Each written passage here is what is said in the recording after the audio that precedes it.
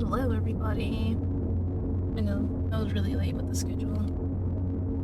Okay, listen. I made it, I think I made it Friday? Or was it Saturday? One of those days. So, I had it ready. Just got home, perfect timing. Welcome home. Where's Mom? Sorry, I blanked for a moment. Oh, the headpad doesn't work? I wonder why. Hold on, it should work.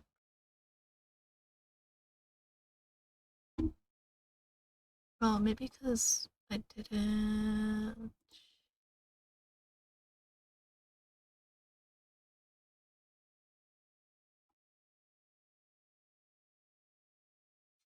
Actually, let me close these. I don't need them open anymore.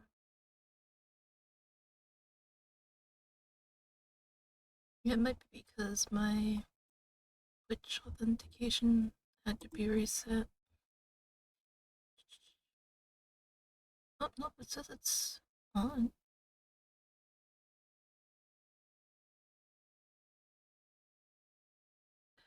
Oh, yeah. Because it got. Yeah, okay. That's probably what happened, yeah. It was not authenticated. I'm so sorry. Yeah, because, I think it was like Saturday or something. It was like, you have to re authenticate. And I was like, oh, okay.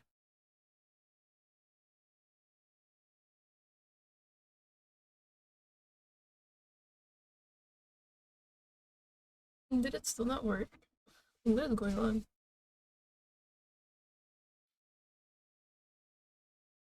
Okay, it says it's on.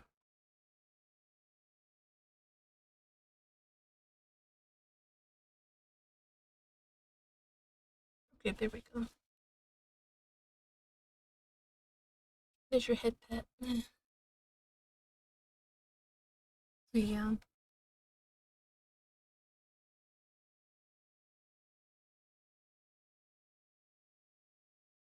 Yeah, that's what happened. And the connection timed out. Oh! I did it, oopsie. Oh no. Sorry, give me a second. Holy dumb. That's alright.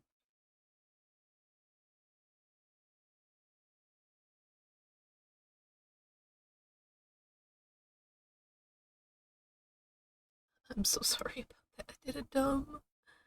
Ah. Let me just test it again. Okay. Just making sure it worked again. Alright. So. Oh my god. That sounds awful. Hold on. That sounds awful. Alright, so I'm going to read this out for everybody. This game discusses ideas and uses phrasing that may make individuals on the autism spectrum, as well those with or close to people with epilepsy or depression, deeply uncomfortable. So if that's something that bothers you, um, don't watch. That's all I can say.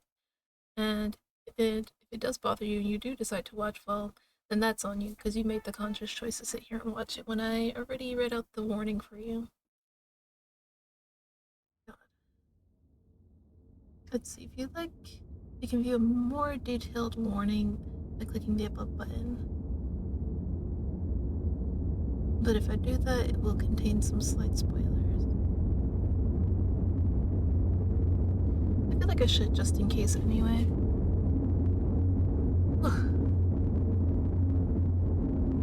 Alright. Should I not? You know what? No. People need to be informed. Alright, the narrative of Siren's Call, Escape Velocity, focuses on the psychological, physical traumas and stressors of its cast. This is a serious and unavoidable part of the game. As such, this game might not be suitable for you if you wish to avoid the following themes: emotional shutdowns and or meltdowns relating to an autism spectrum disorder, epileptic seizures or life with epilepsy, depression and suicide, self-harm, physical and emotional abuse, sexual assault, body horror, blood, pet death, and animal violence, unconsented exposure to drugs. These themes are an explicit part of the narrative, and a considerable effort has been made to portray them as realistically as possible, and thus certain scenes may come off as disturbing and emotionally draining.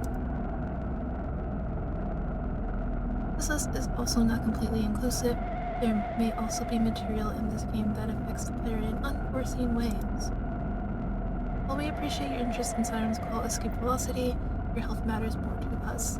If at any point your experience becomes a harmful one, the best option is to stop playing the game altogether. For the cautious but curious, there is also a very early version of the game available as a free demo on Steam that provides a clear enough idea of this version's thesis. Thank you again for your interest in Siren's Call Escape Velocity. So, now that I've read that all to you, if any of the warnings that they put in there are off-putting to you, I highly recommend that you do not watch. And now that I've done my little disclaimer, I can't take fault for anything happening to y'all. Okay, but like, are they actually gonna like show it? That's my real question.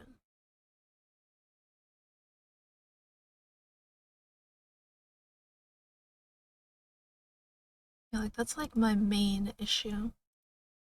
If they like show it.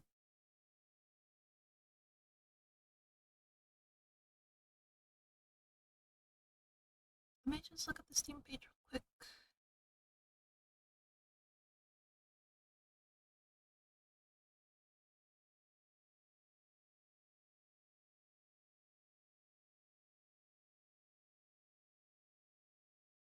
Hmm. Well, they do have like that same kind of thing with like the list of disclaimers.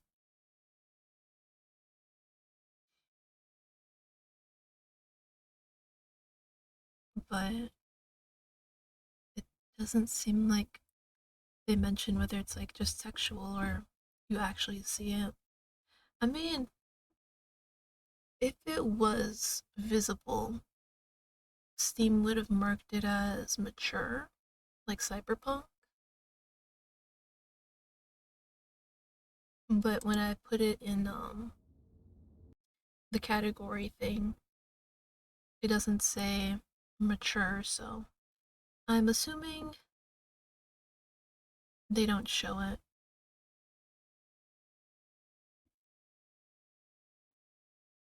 No idea, but nice to add trigger warning at the start. Yes, I feel like everybody should do that with all their games. Um, Now obviously some games you can tell right off the bat it's gonna have some stuff in that, uh, like Cyberpunk, for example. I'm pretty sure you won't look at that, like the fucking trailer videos, the screenshots, and the like the description of the game. You can literally sit there and be like, oh, okay, yeah, it's that kind of game, you know. But obviously, there are some specifically like, well, yeah, more specifically like visual novels. They may have a nice title. The the cover art would look pretty, you know, pretty nice, pretty decent. Um, but then you get into it, it's like, oh, oh, so it's like that.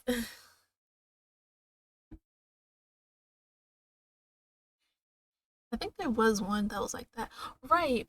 Because hold on, let me open this up. Because I played a demo of something. I believe it's called Klein.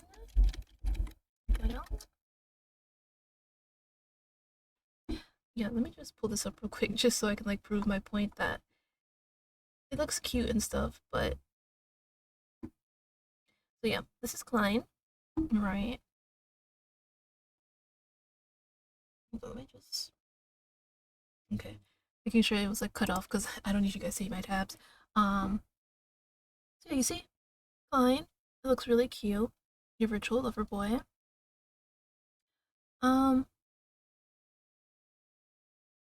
and then if you just like literally like read this, like, 2 years since you found solace in the arms of Klein, your smart, charming virtual boyfriend became your refuge during your darkest moments. Though, as time goes by, you start to wonder how much is too much for an AI boyfriend. Are his feelings genuine or cleverly coded responses? Is there a limit to what you would do for Klein? The choice is yours to make. See, that sounds like, just a typical kind of like, oh, uh, you deciding if it's whether you're going to sit there and have an AI boyfriend or not, right? That's what it sounds like, kind of. And then you look at the screenshots, right? It all looks pretty safe, right? But what I didn't know going into it was that there was more to it than that. That it actually gets pretty horrific. Like, I know, like, here it says, game is not suitable for children or those who are easily disturbed, but, I figured, oh, maybe, it's probably, like, sexual related or, like they mentioned stuff like death or, like, suicide, self-harm. I thought it was just like that. No, no. Because then when you scroll down more, when you get to, the characters and stuff, look at this. Look at this, right? It's a little like, whoa, okay. Like, likes, darling and darling only. Dislikes, whatever my darling dislikes. Hobby, spending time with my darling. Habits, turning off darling's alarm without permission. Favorite item, his memory data about you. Now, of course, like I said, I didn't see this at first when I played it. I only came to check it after I played it because I'm like, what the hell is this? What happened? I thought this was gonna be about me and my, AI boyfriend. I mean, it is, but and then you go down a little more, all right, normal, normal, still normal. But then you get here, and it's like name, AI blank, age when you're younger than you, birthday, blurred out, occupation, you're with some blood on it coworker. And then spicy ramen, playing games, more blood on the fucking question marks, dislikes, whatever this is, hobbies. It's just like, oh wait, no, I'm sorry. His name is Al. My fault, Al. Doki Doki Literature Club moment. A bit, yeah, basically. But I also haven't played Doki Doki Literature Club because again, I've like seen and heard so much about it that I'm like, all right. I think at this point I don't need to play it. I pretty much understand what the hell goes on. So yeah, it's like, well, well, and this is gonna be spoilers for it. So if you guys do intend to play Klein version 4.1, I would say like at least mute for like a minute. But starting now, spoiler. As you get further into the game, obviously, as you saw here, your AI boyfriend is essentially obsessed with you, and so when he realizes that you're spending less time with him, he starts acting, a little OOC, for lack of better words.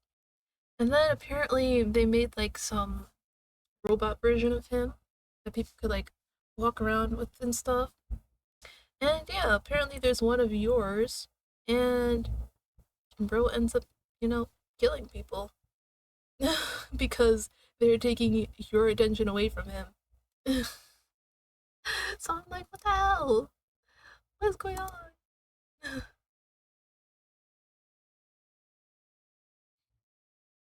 So yeah, very much a Doki Doki literature moment, literature club moment. Alright, back to the game.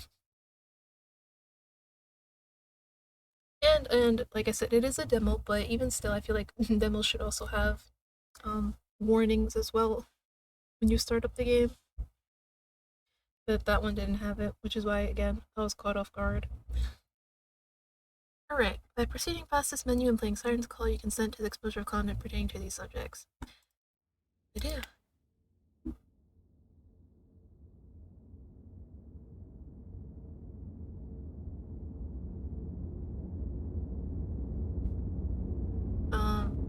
Features an auto delete feature for your save files?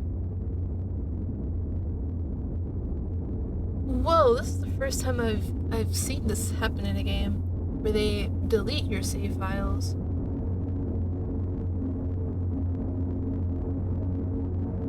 All of the data needed to progress will be remembered. Save files themselves will be cleared at a predetermined time. You won't be able to go back.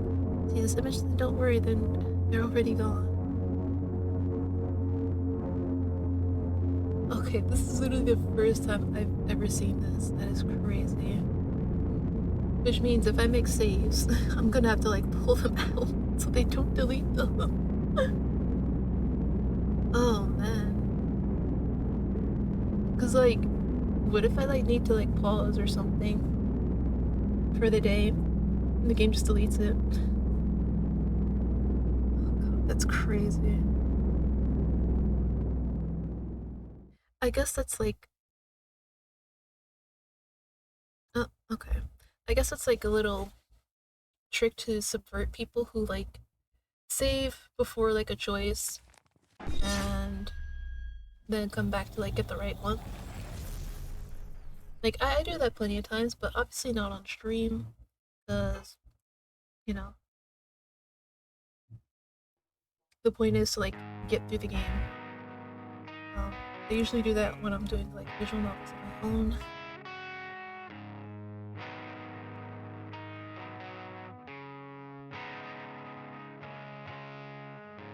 Oh, text box.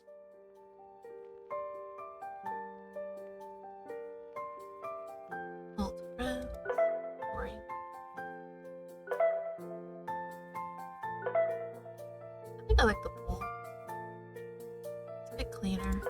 I mean, not saying that this one is, but it's like it's just a little bit distracting, just a little. Alright. Chlorine pool.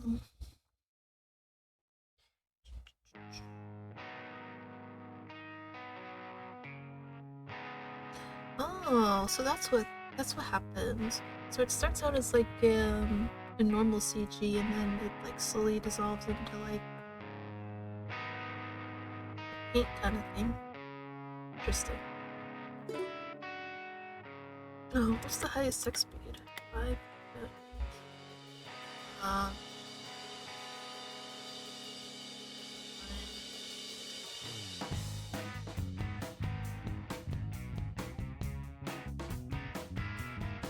Characters meanwhile speaking. I mean, I guess we'll see how that goes. If it's too distracting, I guess I'll just nix it. Alright, we're about to start, guys. Remember, if any of the warnings put you off, make you uncomfortable, then don't do it. I'm giving you one last chance, all of you, to run away. Okay, I'm gonna assume that they're gone. The story is a work of fiction.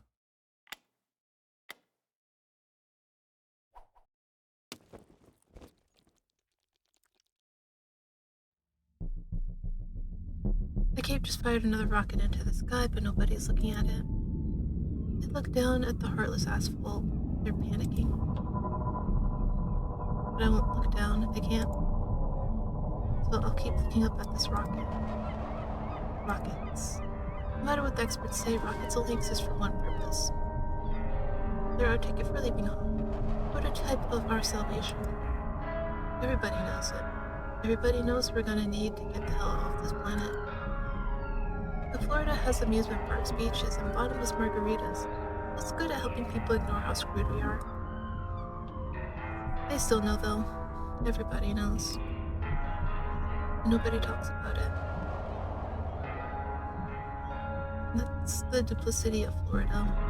It's our gateway to the cold, inevitable unknown, and our own personal lotus land. To here we arrive, and from here we shall leave. And that is our claim to fame. Oh, and the weather. That's right, we're famous for our hurricanes. Maybe someday when all our bags are packed and our fancy new rockets are stuffed to the brim with human cargo, a giant hurricane will inexplicably cover the state. We'll be trapped, forced to live with the consequences of our actions. We'll be unable to run away.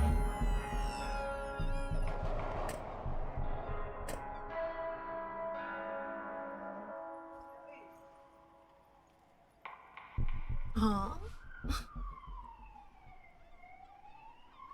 Oh yeah, just to let you guys know, Oliver is the person that we're playing as.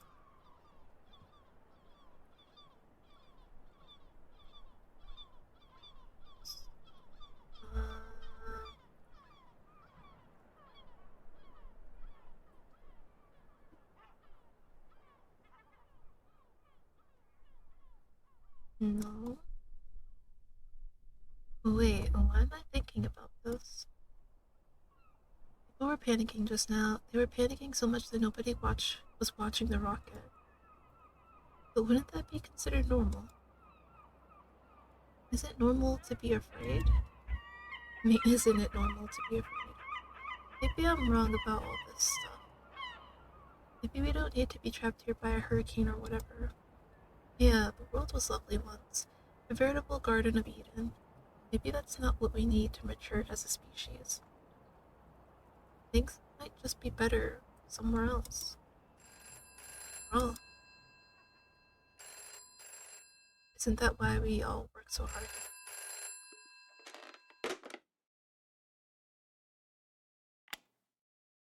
Huh?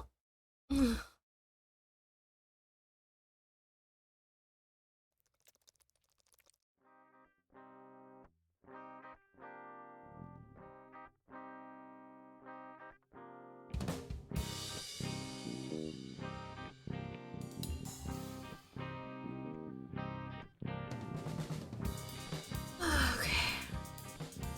Again, I am not going to read the others because that's going to be a lot on my place. And I do want to at least make it to like 3 hours.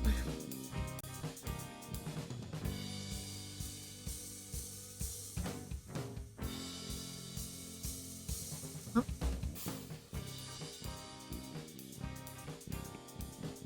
Okay.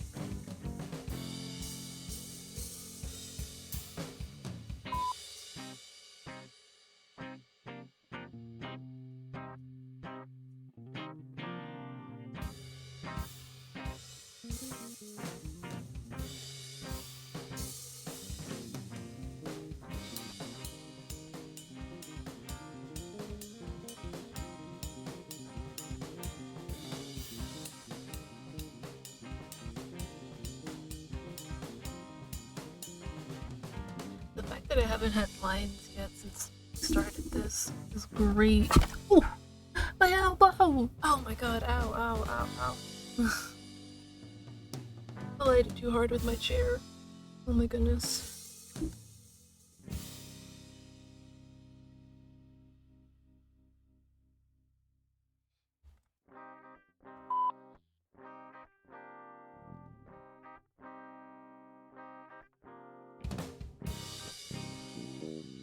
Nerd, excuse me.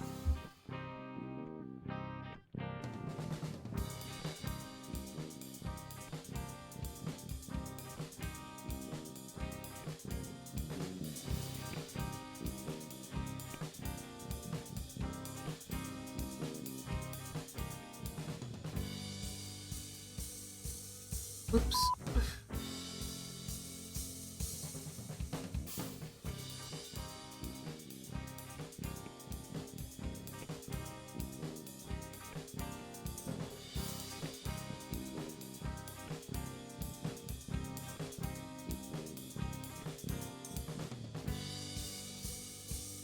Wait a minute, so I have to pick out of all these people?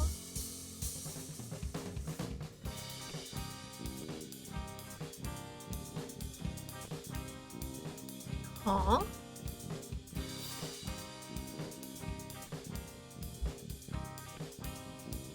What are we doing on the side? Oh wait. The person's behind me. I'm so sorry that you guys cannot see them. Hold on. I'll just lower myself so you can at least see their face.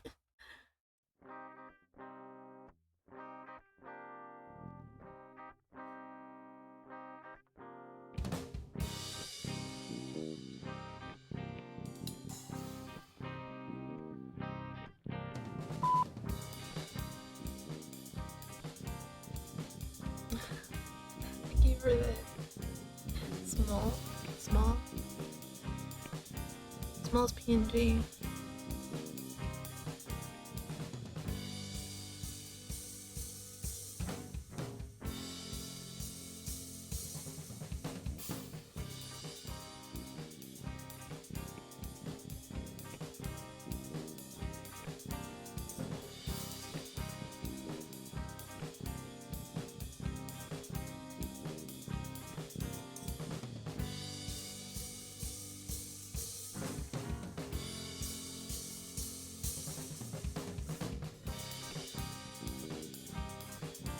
Damn. Bro really isn't like his friends, I guess. I mean, considering the topics for this game, I wouldn't be surprised.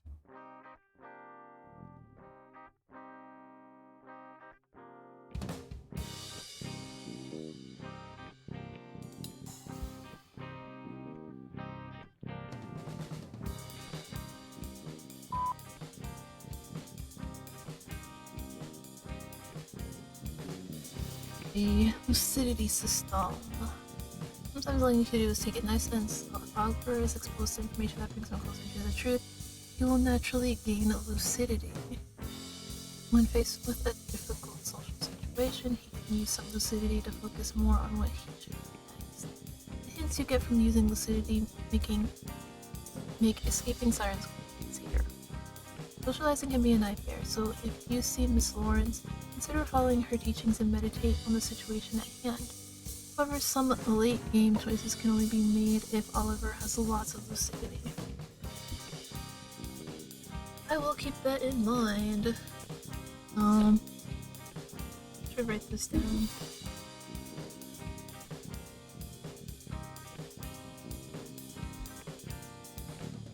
Let's see. Oh jeez. Lucidity gained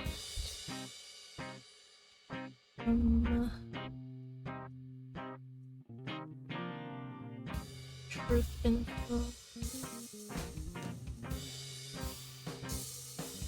Okay. Lucidity use.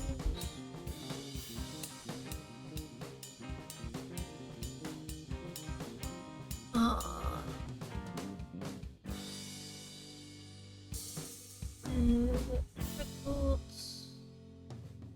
I know how to spell difficult.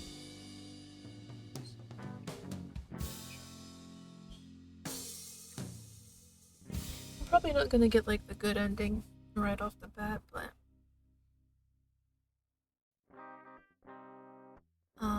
let's see.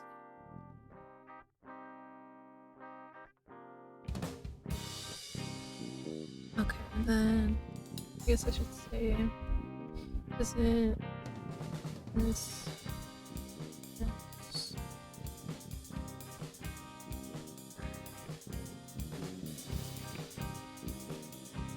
Help, I guess.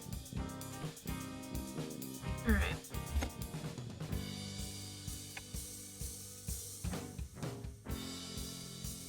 Alright, goal is to say Violet isn't here.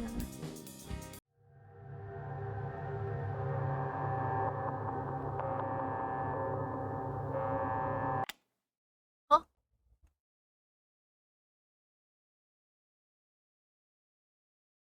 Huh?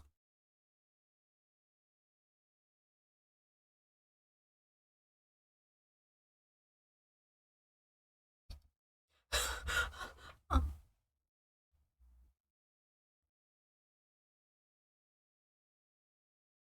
okay. Okay.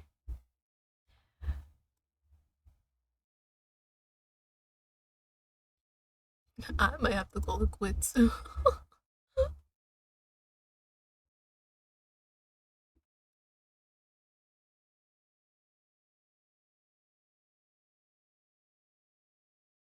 Okay. Wait, should I investigate again?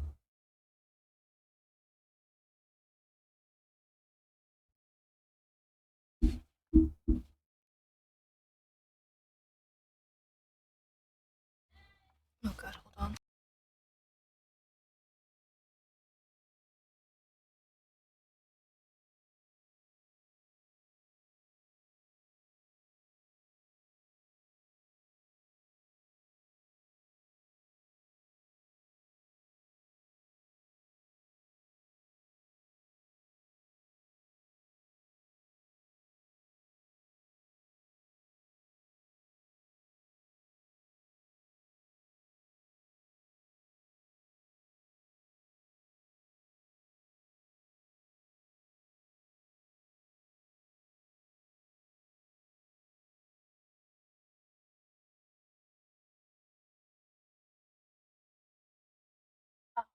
We are off to a great start. Could it be the same thing again? Like, go check. Oh, okay, no, it's not. It's not. Okay. Okay, that was a little weird.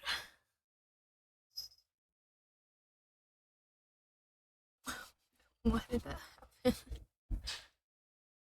Does not belong to me.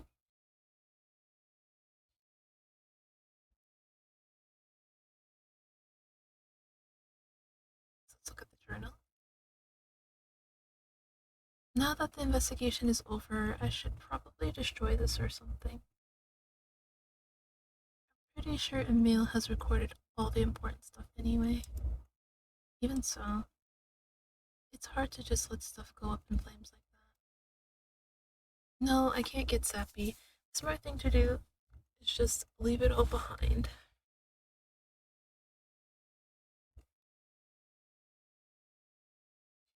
I've already made my choice. When I get up to Asheville, I'm burning this.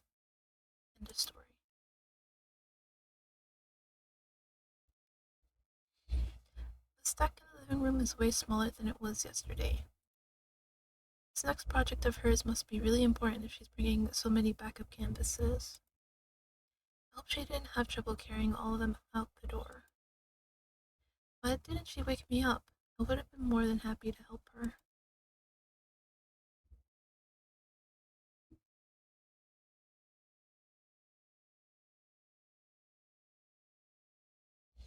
It shouldn't take more than a few minutes to pack up all my clothes.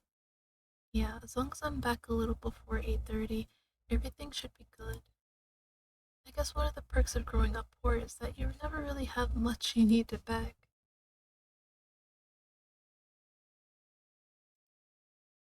It's kind of handy, actually.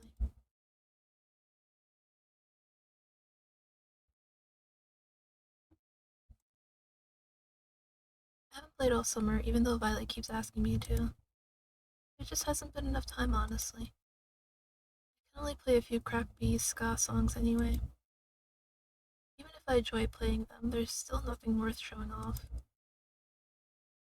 Nobody remembers the bass players much anyway.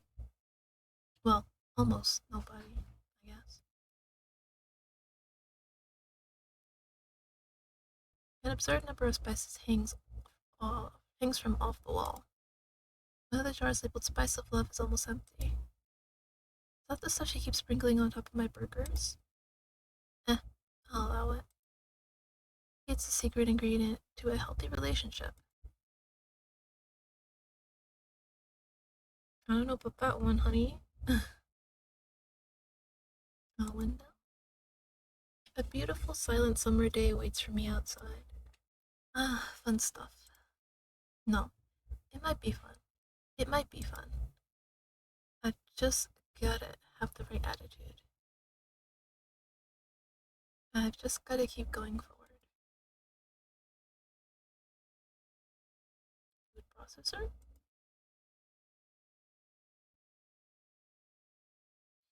There's bits of black bean burger stuck to the inside of the food processor. I guess Violet already made herself some lunch. Adorable. She's such a cute little herbivore, I swear.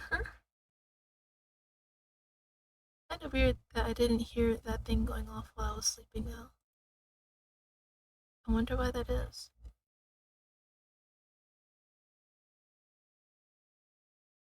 Interesting.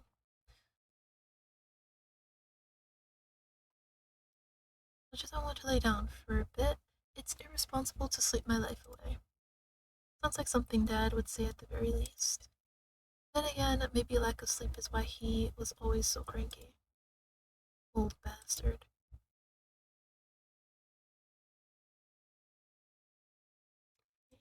I shouldn't be in here. Why am I even in here?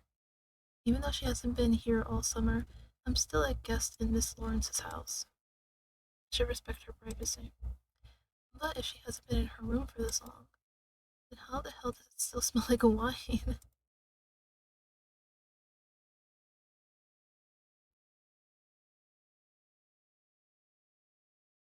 Violet's bed. She still hasn't changed the sheets from last time, has she?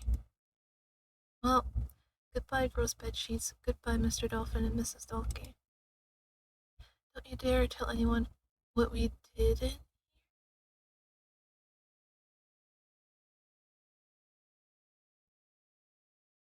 Uh-huh. What did you do in here?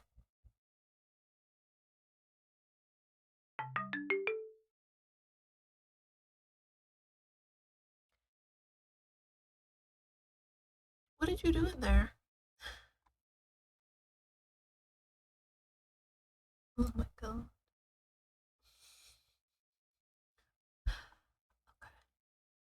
Okay. We looked at everything, right?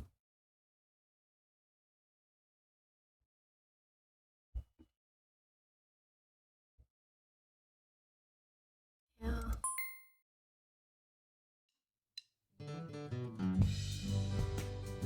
Alright.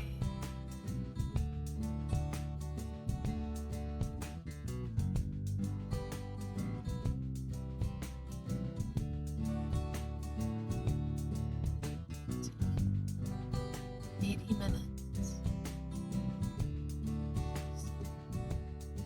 Ready?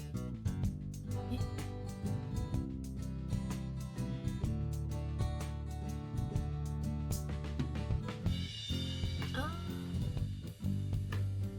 I'll go to the library. 60 minutes, that's an hour. That's an hour 20. Okay.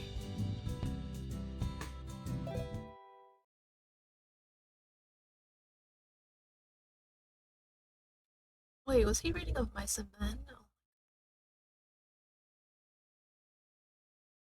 Somebody I don't recognize says something to me while I'm walking. And not, as nondescript and generic as this moment is, I still make an effort to smile and wave as we pass each other by.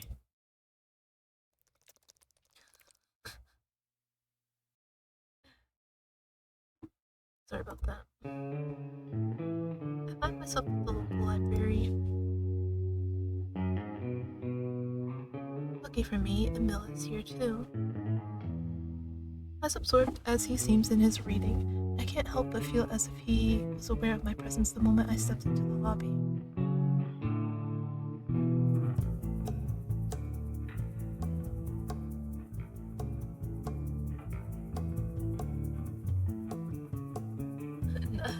That's ridiculous. What is that pose. You know, that'd be like a great character actually. A character that's like, you know, nose to the books, but anytime a camera gets whipped out, they just automatically like go into like these exaggerated poses. Like, I was about to start posing, like you can see me. But you know what, like kind of like model poses and stuff like that. Oh my god, I should make a character like that for my next story. Just have them be like over the top with it. Oh, chat is actually kind of hard to read on this background, so I'll like bring you guys down here.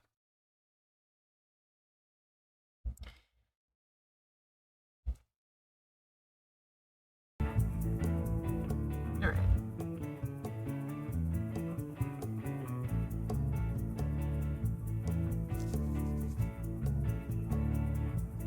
I will say yes, we finished yesterday because I'm not gonna. Oh, dang it. You know what? I might have to keep myself low in the stream. Just so you guys can, like, goddamn see the stuff.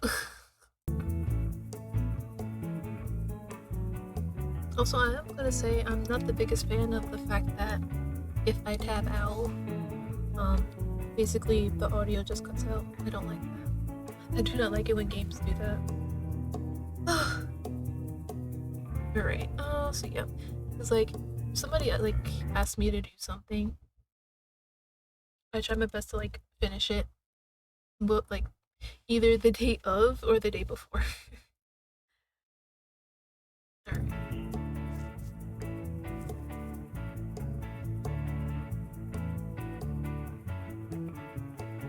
Oh, regress. What does that mean?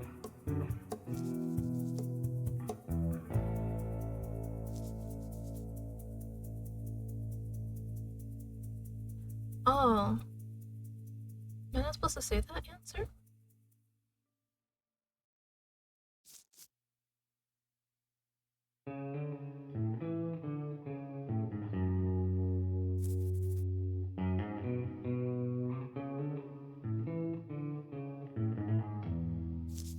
What am I supposed to say here?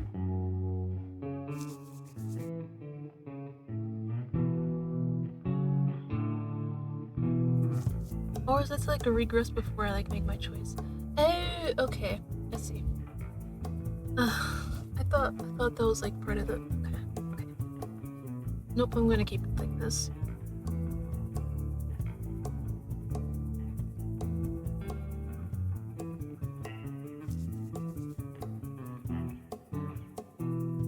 By the time I take my seat and fish out my copy of The Stranger, Emil has already made Emil. Sorry. Emil has already made his way back to me. Or is it Emil? I don't know. After a brief acknowledgement of his presence, he sits down across from me and begins reading.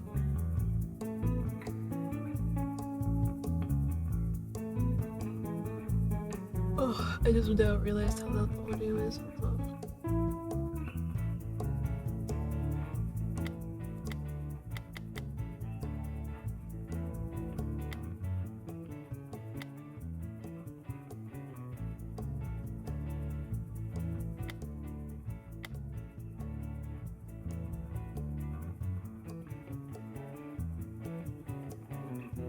Is it really still that loud?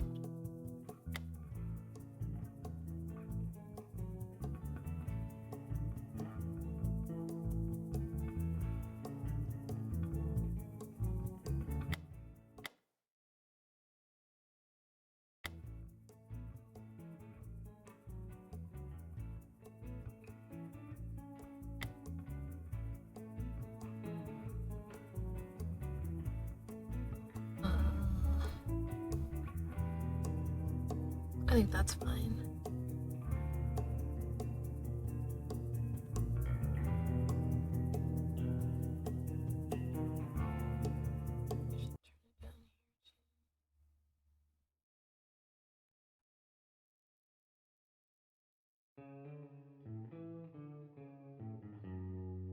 Well, now you can barely hear it. Hold on. so difficult.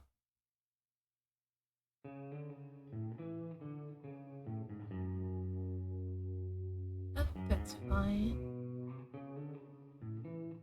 Or is it still too loud for you guys?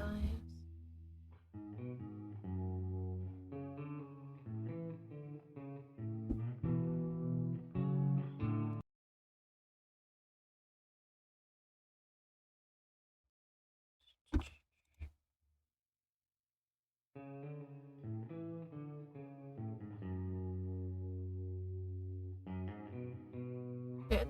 That's good.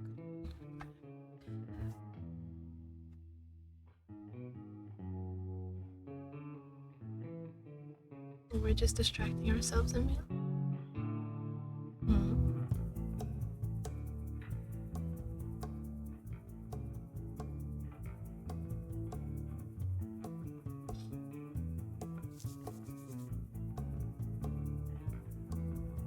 I'm gonna be honest, I never read The Stranger, so I have no idea how to answer.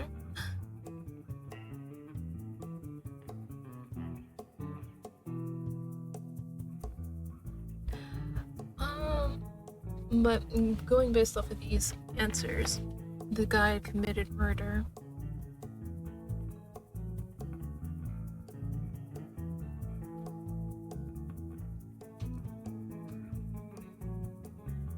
Let me see. What's the question? What his greatest sin was? See, I'm the kind of person where I'm like, it's not just one singular thing. Like, yeah, he committed the murder. He's wrong for that. But again, some people they don't just commit murder for the sake of committing murder. See, honestly, I don't even know like what the situation was. Like, who was the guy that he killed? Was it like a loan shark or something? I don't know. See, if it was like a loan shark and he got like a loan from them and they were like hounding him for money because he needed to pay off like something, because well, like whatever, like state, province, whatever, they like raise prices on like rent or whatever. I don't know. And that's like, yeah, in that kind of situation, it's also kind of society as well.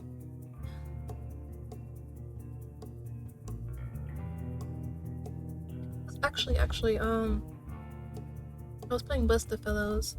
For those who don't know, Bust the Fellows is another visual novel. It's kind of like so kind of like games that like everybody has played, or like songs that pretty much almost everybody knows. It's kind of like what Bust the Fellows is in the Otome visual novel area. I finally got around to playing it because it was very, very cheap on Steam, so I was like, I'm gonna buy it. So, one of the characters in it, he gave this situation where, oh, this is also kind of spoilers for Busta Fellows.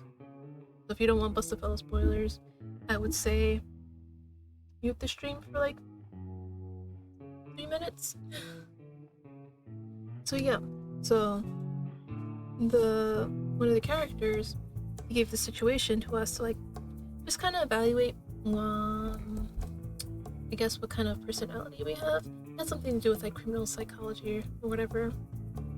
And so the situation was, there was this kid. He was getting bullied at school by, other students. And obviously, how bullying usually goes, teachers don't really help and whatnot. So one day, this quiet kid who was getting bullied comes to school and shoots the teachers and students. But he only shot the people that were that basically bullied him and the teachers that ignored him. And then he planned to, off himself after it. And he wasn't successful. He was still alive. And he was taken to the hospital, obviously. And the doctor that was treating the kid, who did all that, was actually the father of one of the students that he killed. And as a result, since the doctor knew that, he let the kid die. Alright. Oh, and then I also forgot where they put it in the story, but the kid was also being abused at home by his parents. And so he then goes, now, I want you to sit here and tell me, who do you think should be judged in this situation? And obviously, you know me, I'd be like, well, obviously everybody. But he said, but you can't pick everybody. You have to pick one. And so obviously you have the parents, students, the bullied student, or the doctor who let him die. So I was like, this is hard because, again, like I said, everybody in that situation is at fault. Because, again, parents shouldn't be, abusing their children for obvious reasons. You just shouldn't abuse anybody. The student shouldn't have bullied him. He shouldn't have, decided, oh, you know what, I'm gonna solve this by getting rid of them in a terrible way. And obviously that doctor shouldn't have let that child die just because he... I'm sorry. It's because I got a message. I can answer later. And obviously, as a doctor, even if it's somebody who essentially, like, killed one of your family members, you still have that obligation to help them, So I'll just tell you guys what I picked, but I would also like to know what you guys would pick in that kind of situation, especially since you can't pick all of them. Like, if you had to pick one person to be judged for it. Now my pick was, I picked the parents because I feel like a lot of stuff starts at home as well. Because my thinking was, if the parents weren't the way they were, like they were parents that actually, gave a crap about their child, wanted the best for them, and they had like kind of relationship where their child could come to them and tell them, hey, I'm being bullied at school, they could have done something about it, like take them out of the school and either homeschool them or transfer them to another school where things would hopefully be better. But then after that, when obviously the main character said their reasoning for it, something about like parents are supposed to love their children and whatnot, he was like, but did you even factor in like that maybe the parents may have had like mental illnesses? And I'm like, oh, well yeah, that's also a thing too, which also goes back to my point of like, if the parents weren't the way they are, But yeah, he made a very good point though. Like, but what if they had a mental illness, something that can't just be cured, Like, maybe one of them had like schizophrenia, and another one might have had like bipolar disorder, or I forgot the new name that they use for it. But yeah, it's like, what if they had that? Not really much you can do about it other than like, them giving them meds for it. And maybe they decide, what, I'm not gonna take those and whatnot. So yeah, so it's a lot of things that go on, and it's not just one single thing that's like the issue, I suppose, But these choices here is what made me bring it up, because it literally reminded me of that. So yeah, I would like to know what you guys in the situation that I gave you from like Bus to Films, what you would pick.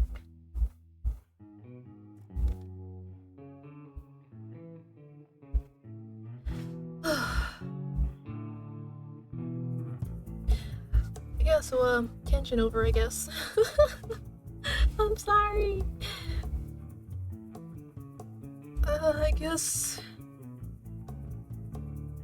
I guess for this story, because like again, I don't have a lot of information about it.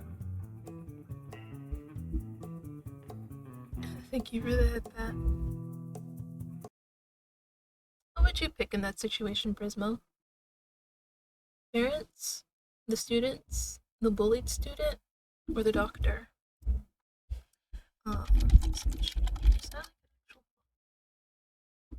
Oh, it is. Okay. Right.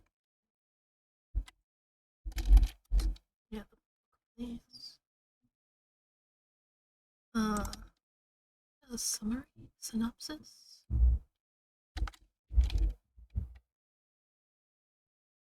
Oh, I didn't realize you guys could see. We gotta turn it off. That is a tough one, not gonna lie. Exactly, especially since you can only pick one person to be judged. It is very difficult. Now, I don't know what he would have said for like the other three. I can always go back and like check later. But he'd probably say something along the lines of, like, for example, the students who bullied him. Maybe they have stuff going on at home. How do you know that? You know? Or with the bully student, uh, well, I don't know what he would say for that. That is a different, difficult one. And then for the doctor, I mean, well, yes, they are obligated to, help people because that is their profession. Yeah, it's not easy. All right. So the stranger is about a young man who kills another in Algeria, and it's told in the person who did it, I suppose.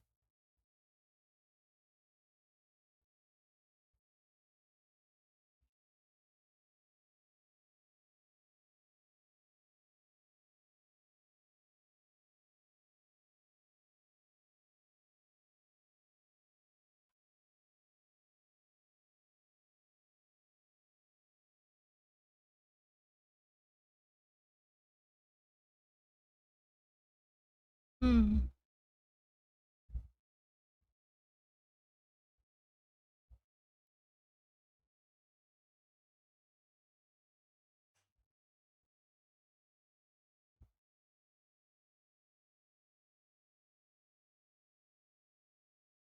Sorry, I'm just trying to like get a full understanding of what this book is, because again, like I said, I've never read it.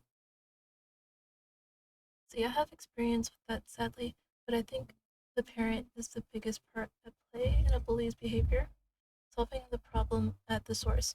Oh, when I say like the parents, I meant like the parents of the bullied student, not the bully's parents.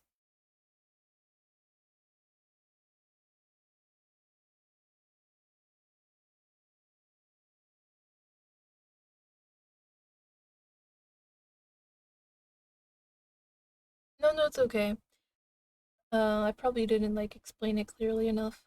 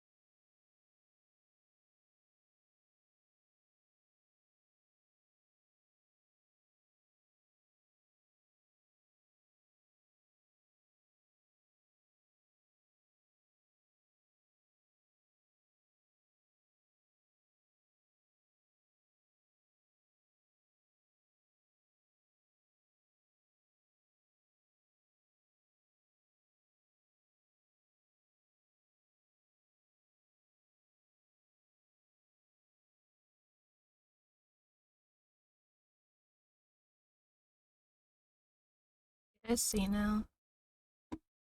So it seems like Mersal might possibly have like um what's the word? Like there are people out there who lack like empathy. They're called psychopaths, right? And no, not the kind of psychopath that you usually see in movies where they're always killing people. Like no. Um, yeah. So yeah, Mersault's probably somebody who has psychopathy, which is somebody who lacks empathy and remorse for others. Yeah, that's probably it. So yeah, that helps a lot actually, knowing that. Okay, now I can actually make a choice here, knowing that's like knowing a bit about him.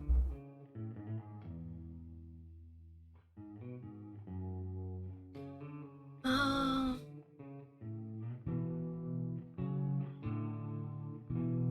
oh, thank you for the hydrate. Thank you.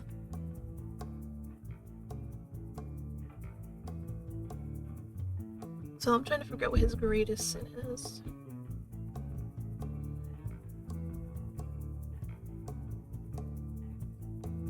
No, I would say the murder. Yeah, I would say the murder. That is the greatest sin. Like, he doesn't have to be. There are a lot of people.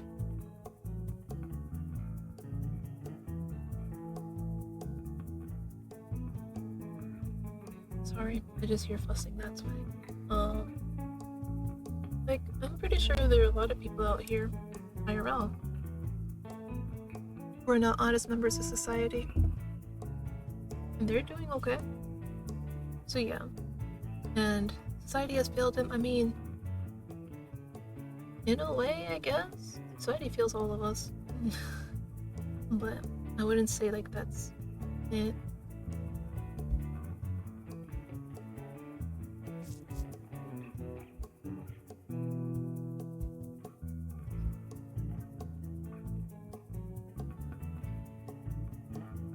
Yes, yes, I know. We're talking in the legal sense and in the moral sense. But, like, I don't think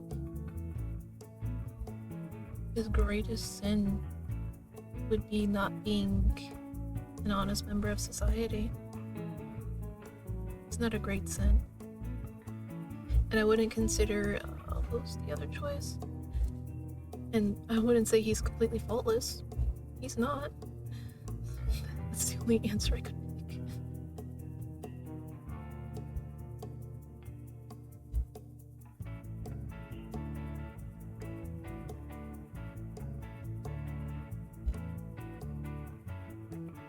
Yeah, exactly. Like, you're the one who decided, yeah, I'm gonna kill this person.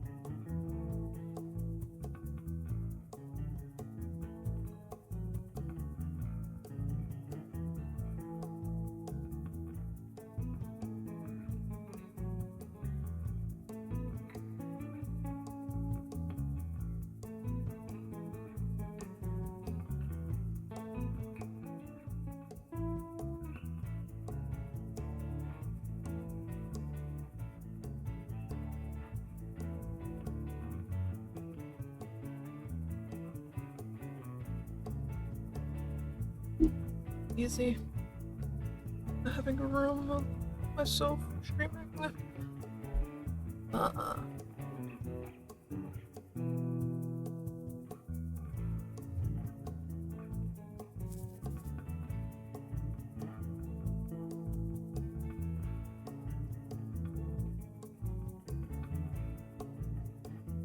yeah.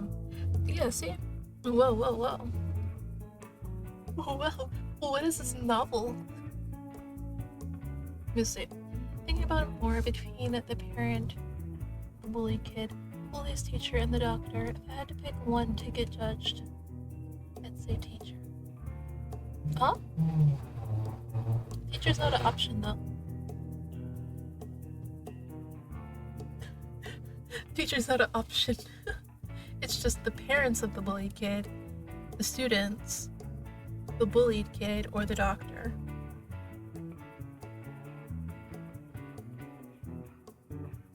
But I will finish reading this. The parent of the kid can't do much even if they care. uh, and they aren't there on a daily basis to see what happened. Yes, they could transfer you elsewhere. There's bad people everywhere. Teachers are literally always there, and more often than not, don't give a damn. If they did, the rest wouldn't happen.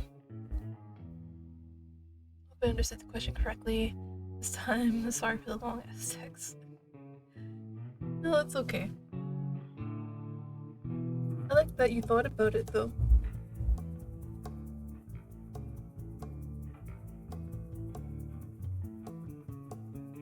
But yeah, well, actually, maybe I could look it up real quick. Um, list of fellows.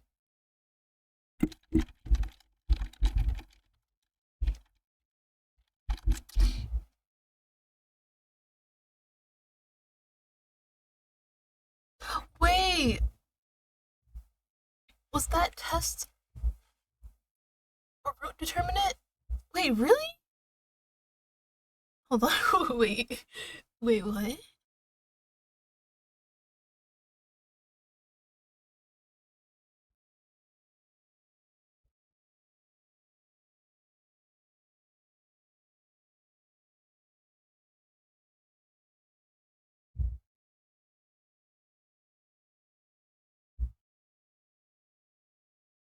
Really? So basically, what you picked in that test would put you on the route for the person. Well, I did want Mozu, so I'm good. What's up? Oh, cause I looked up to like see if anybody posted like the test anywhere. And apparently the personality test determines what route you get.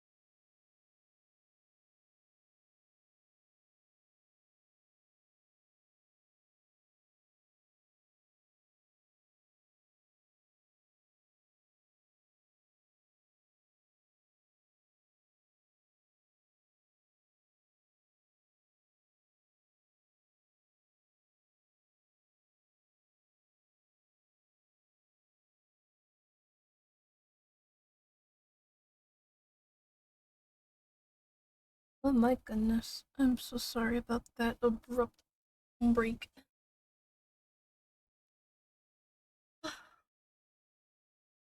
People were bustling about, so I'm like, you know what? I'm gonna just wait until it's quiet again.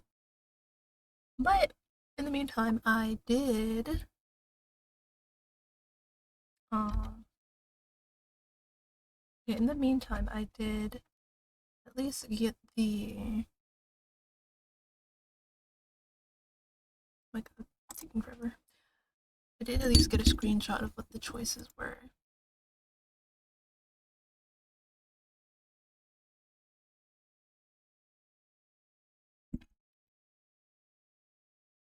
So that says something.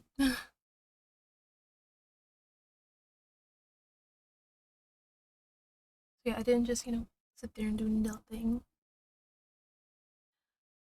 Fortunately, I don't have like the entire situation, but no, that is cyberpunk. Here it is.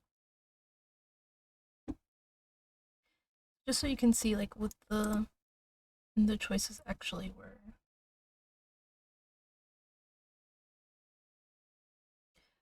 Yes, because it doesn't show for some reason. Oh my goodness.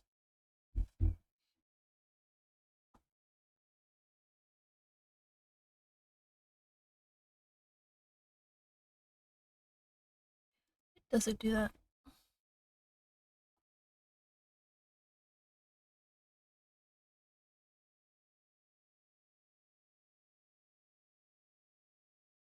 Um,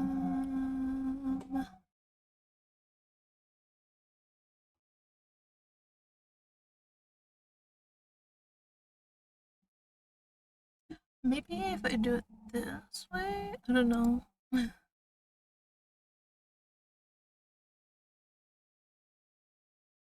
me look that up actually, because I need to actually fix that.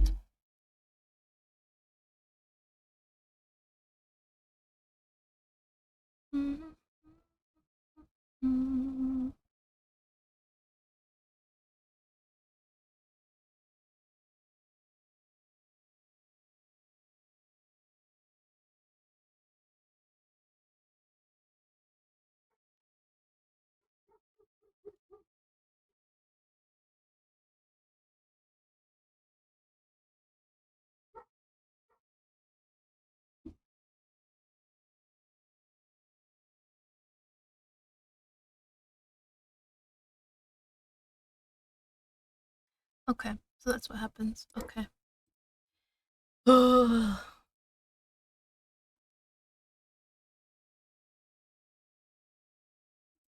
Everybody's about to do a dangerous thing, just so I can show it. Oh, hold on. First, let me take this off my screen. I am off break.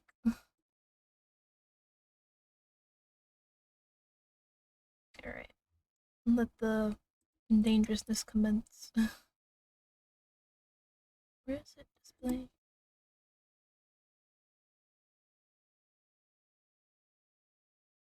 There we go.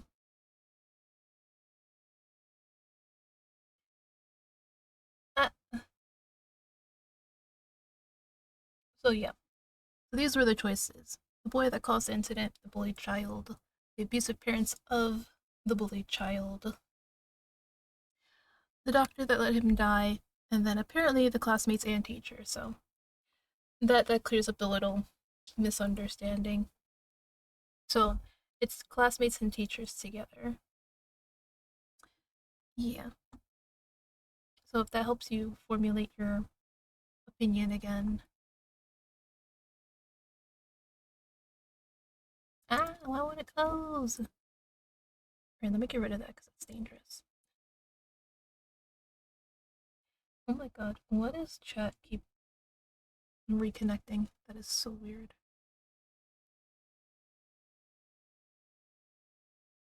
I should really look for that again.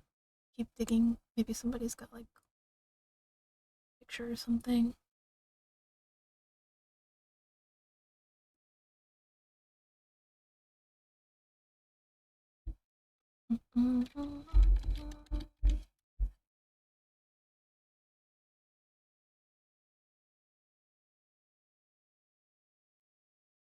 Yeah, that'll be for later though.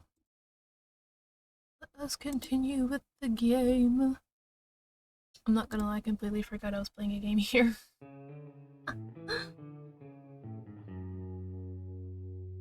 um,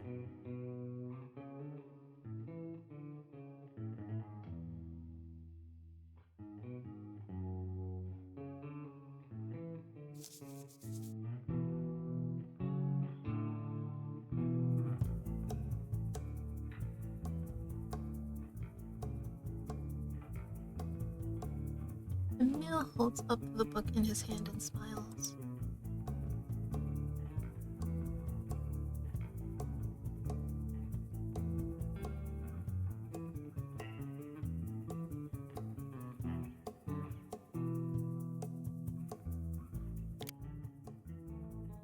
Emil checks his pocket watch, furrowing his brow in the process.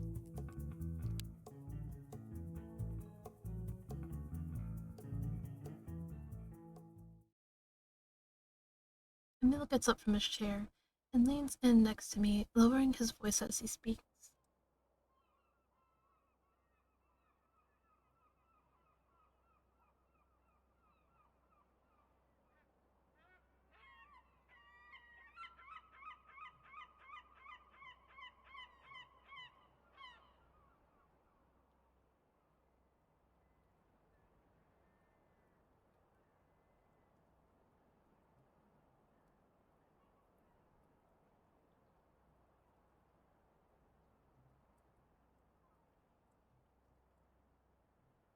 Emil moves back from my ear, now speaking in a much more relaxed tone.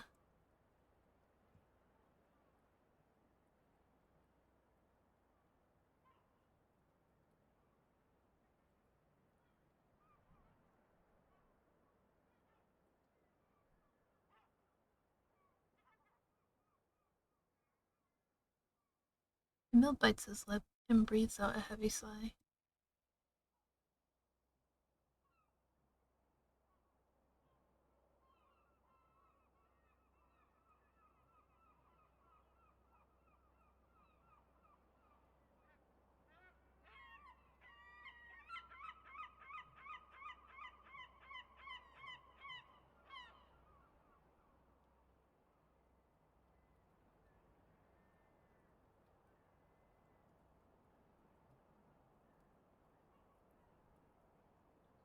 Emil grabs my shoulder and stares intensely at me as if his eyes were a shovel digging into wet soil.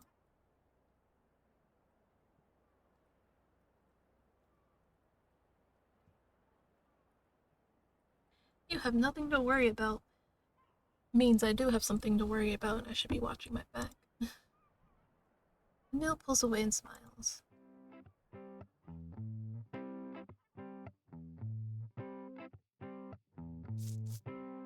We place our copies of The Stranger on the front desk and thank the librarian, who smiles absent-mindedly as she accepts our returns. Emil, now likely done with his session at the library, escorts me into the lobby.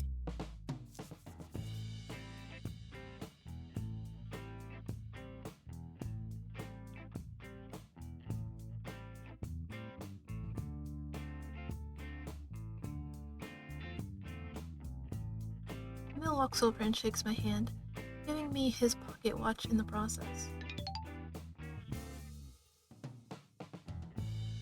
I acknowledge Emil's sincerity with a reassuring thumbs up.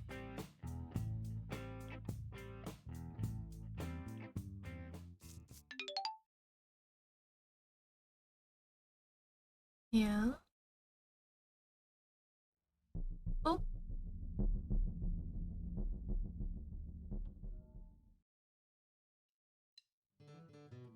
okay. That was a little spooky.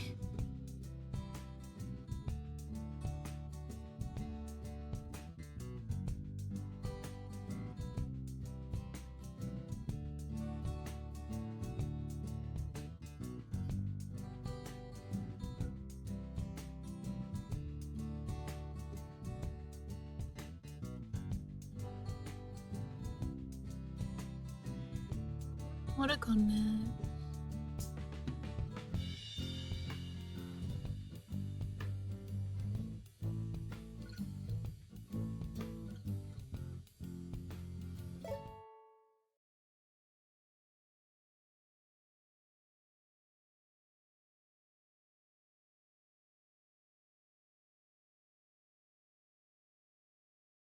Somebody I don't recognize says something to me while I'm walking. As nondescript and generic as this moment is, I still make an effort to smile and wave as we pass each other by.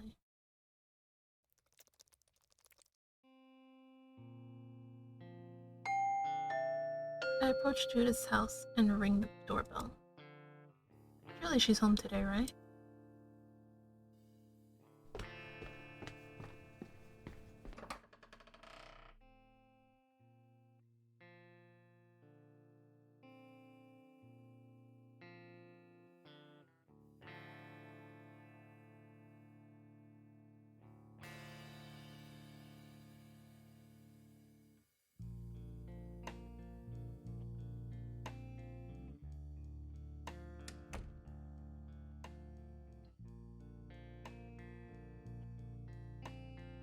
Okay, I won't come in.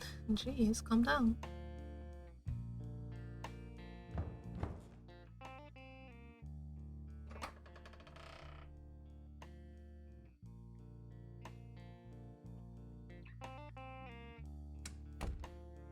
Judith's house, our base of operations, is as hospitable as ever.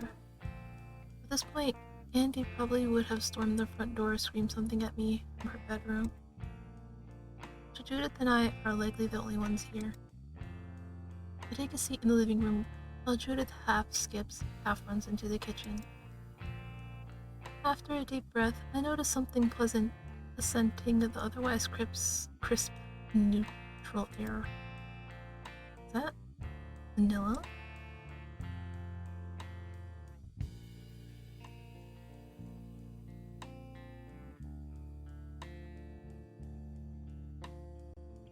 Judith places a rather large cup of sweet tea on the coffee table and sits next to me.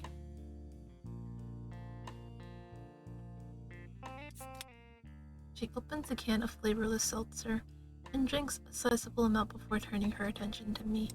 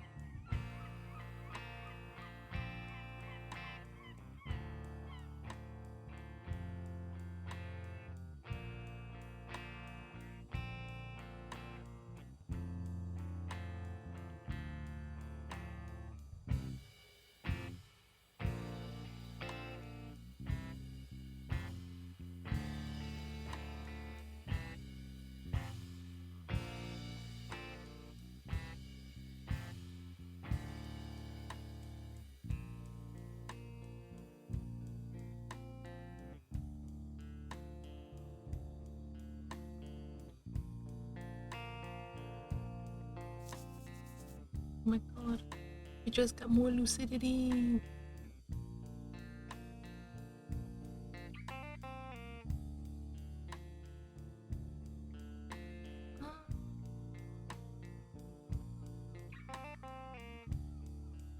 Mm.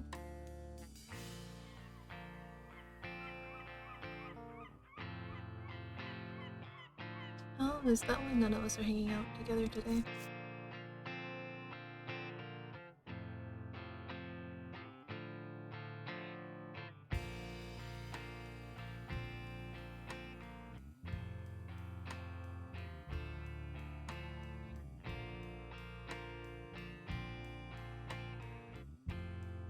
Yeah, I'm getting more lucidity.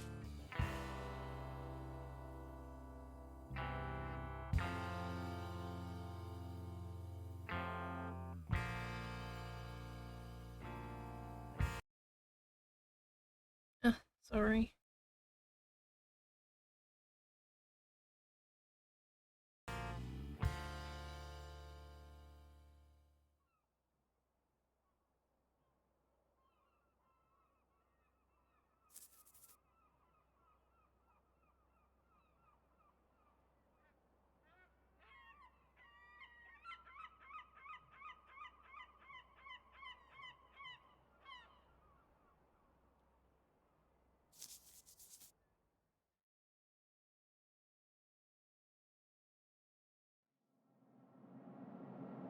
Hmm?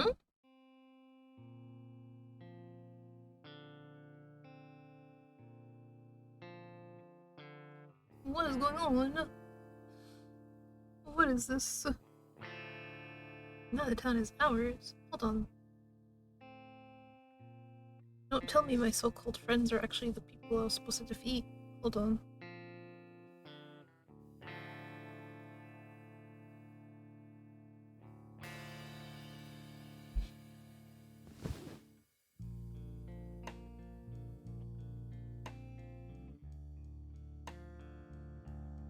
I reach over to my glass and take a hearty gulp.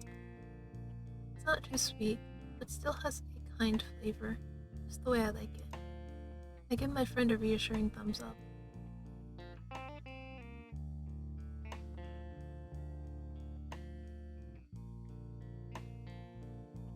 In the end, Judith and I end up watching her favorite movie one last time, the one with the rock star and all those puppets. I never really saw the appeal in it, but I know the movie is a comforting part of her childhood, so I sit through it for her sake. We don't have much time left to talk afterwards, though. Judith hands me a few things I would have otherwise left at her house and walks me to the door.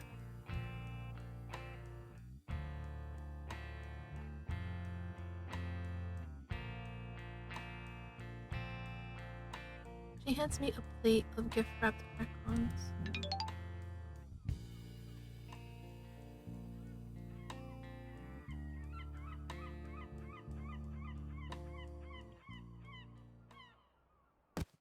Ow!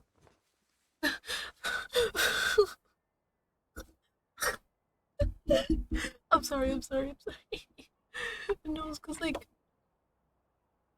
she suddenly came forward and I heard, like, the little smack sound. I'm like, ooh! Like, I kind of felt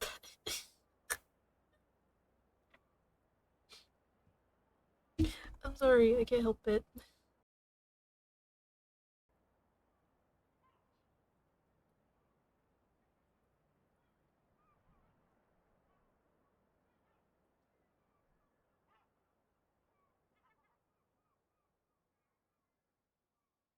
Oh, Judith backs away from me and begins making her way inside.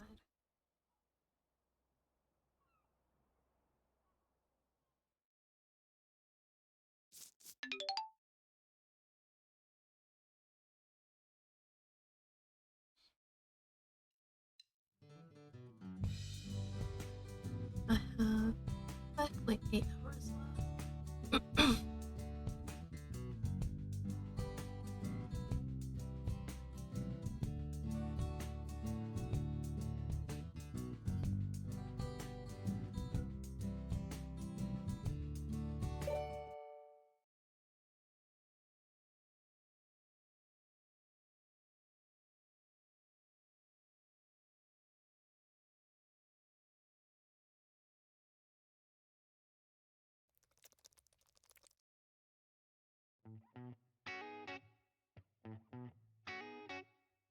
Mm.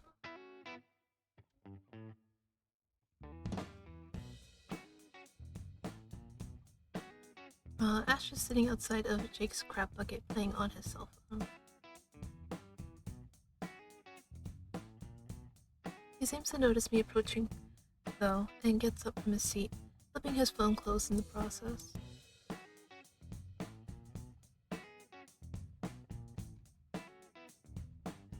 He only looks at me for a second before turning toward the restaurant.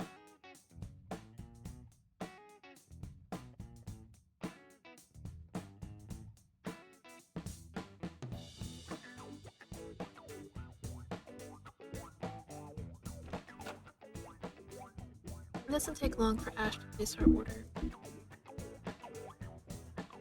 I always get a steakhouse burger whenever I come here anyway, and I guess he's picked up on that. He remembers that I like mine medium rare and tells the waitress as much during our order. It's a real treat to watch him be accommodating like this, given how abrasive he sometimes is. Normally, whenever the six of us eat, Ash just plays on his phone until the food arrives, letting him mill and Judith do most of the strategizing.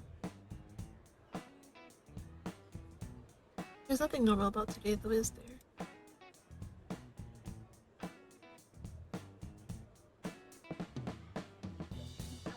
Ash immediately jumps into it, as brazen as always. He fiddles with the bandage on his wrist, before eventually squeezing it with his right hand.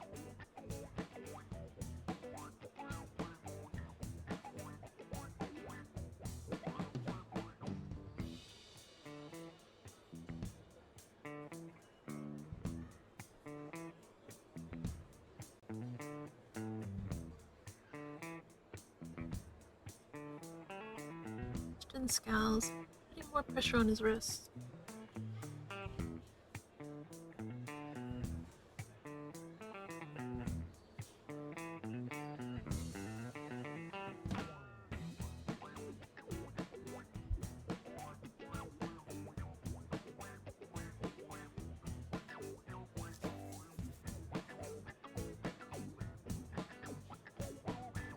So you really think it's all over then?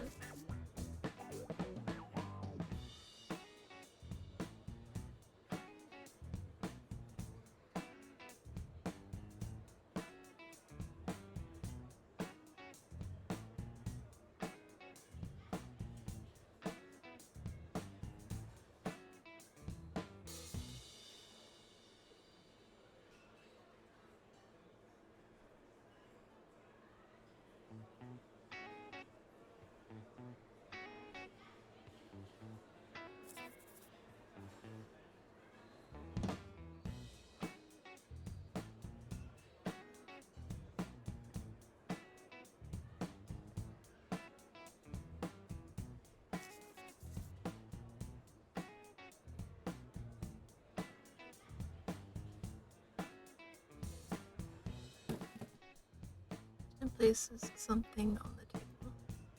A brand new cell phone, along with a pretty slick looking case to go with it.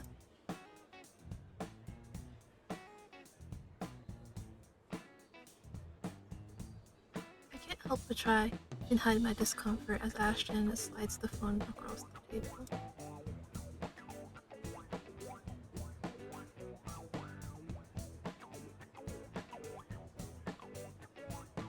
I do as I'm told and put Ashton's gift in my backpack.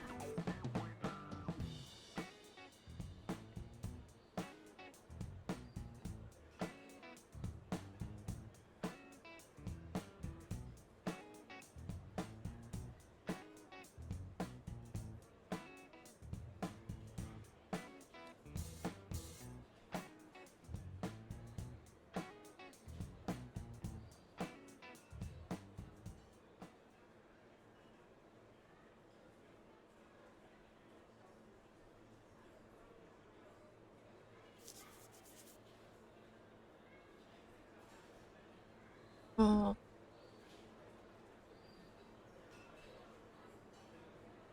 maybe. Did I need more lucidity for that? Hmm.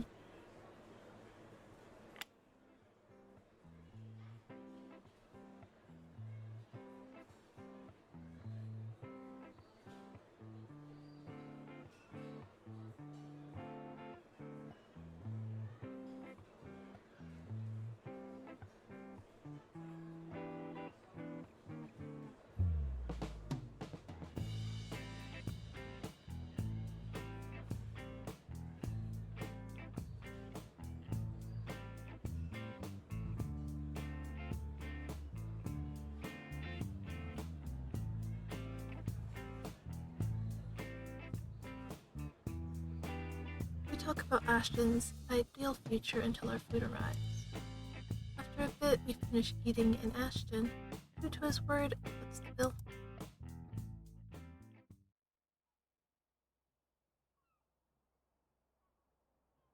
Ashton walks over and hands me a small slip of paper with his phone number on it.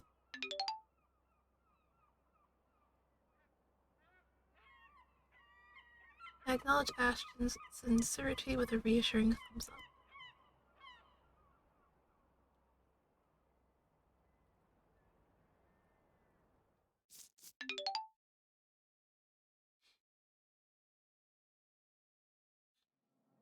Oh jeez.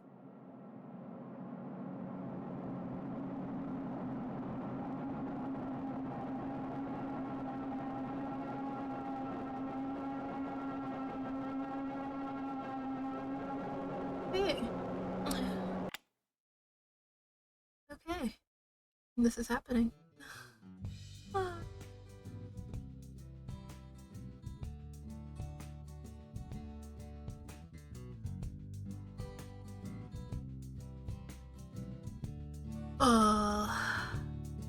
I'm thinking, should we go meditate? I don't know. Maybe not. It might be too early for that.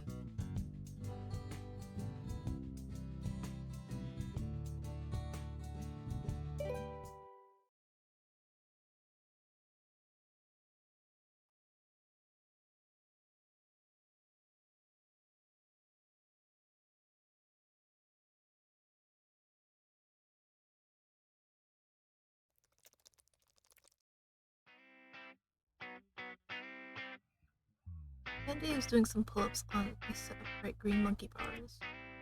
First, it almost seems like she's in some sort of trance. Thank you for the hydrate. Completely focused on the rhythm of her workout.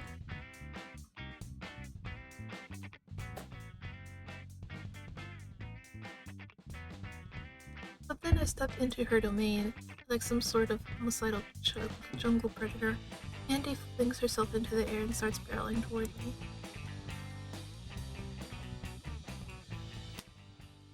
Without missing a beat, Andy stands up straight, walks over.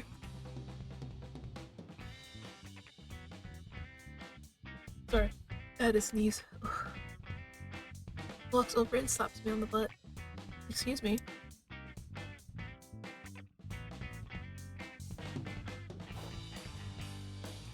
She's already several yards away from me by the time I'm done processing everything that just happened. Silly as exercise seems right now, I know better than to try and fight her on this. And so I do as I'm told and start jogging after my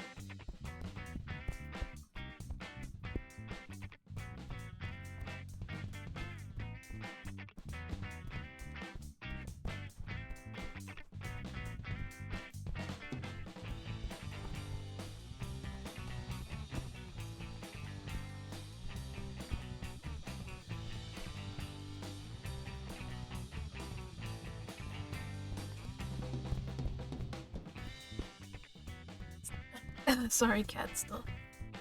Getting smaller as the stream goes on. Nah. You haven't seen Small yet?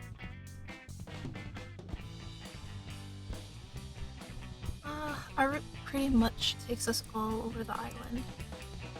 With the exception of a few motivational insults to keep me moving, Andy stays mostly quiet as we cut our way through the Siren's call.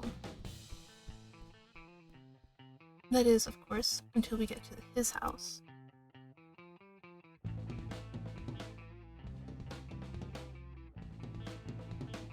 Andy peeks over the dilapidated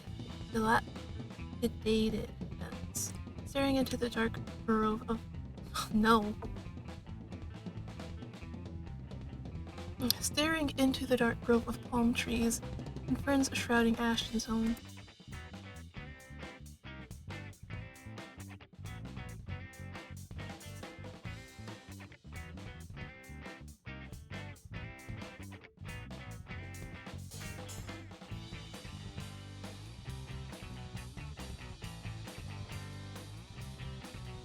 Andy waits for some sort of response.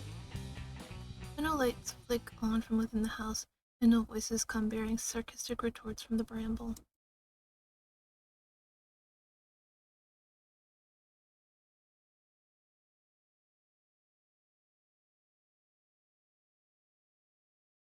She grits her teeth and begins sprinting away from the property.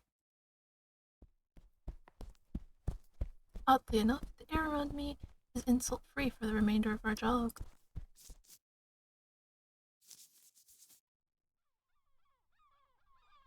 After some time, we reach the halfway point of our normal route in the arid walkway in front of our old high school. Andy, for some reason, looks as though she's about to vomit. I barely have any time to rest before she turns back around and starts jogging again.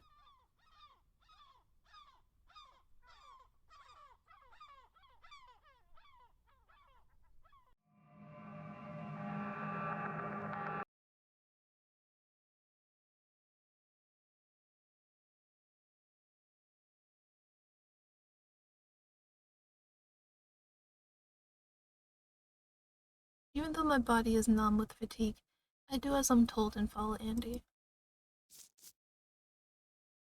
What is going on here? After what feels like hours, we finally make it back to the park. I find the nearest bench and collapse on it.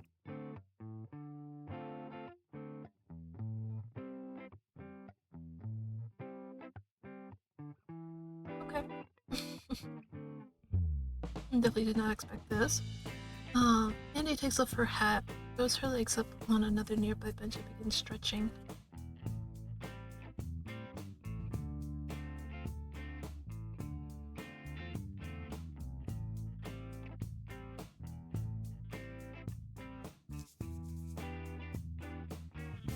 Yes, stretch. After psyching myself up a bit, I do as I'm told and walk over to Andy. We stretch our bodies using the crusty wood of the picnic table to prop ourselves up.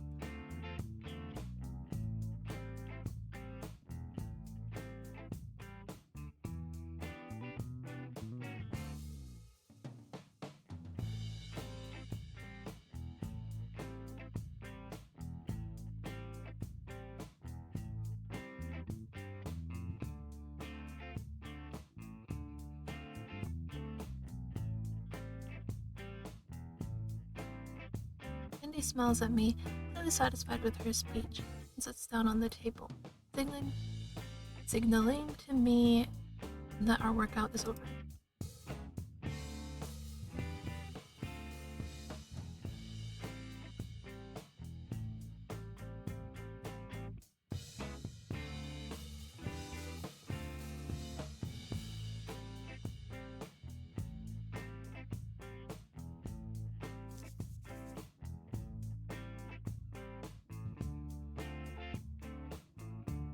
I really want to say it's quite the monologue, because she really was monologuing.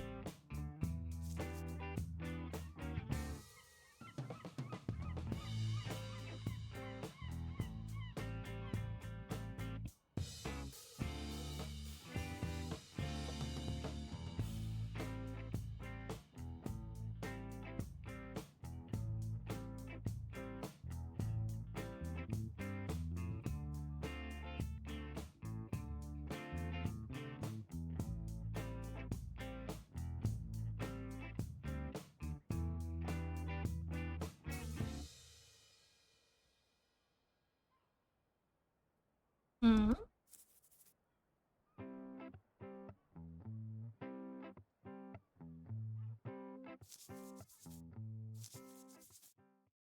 Yeah.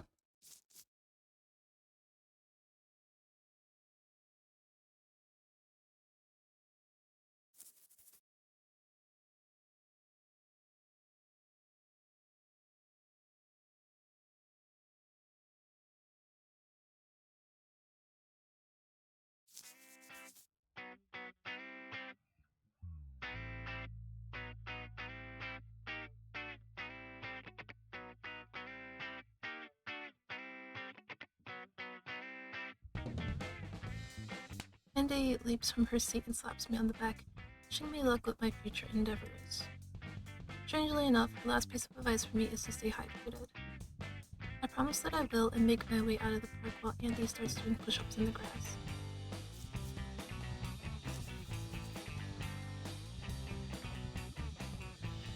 Andy bullets toward me, gripping something in her right hand. She hands me a brand new water bottle.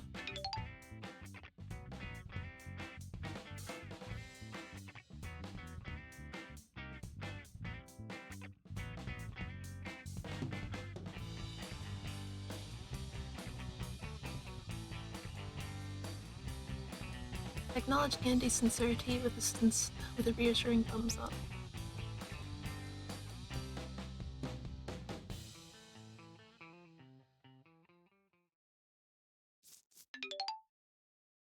Okay.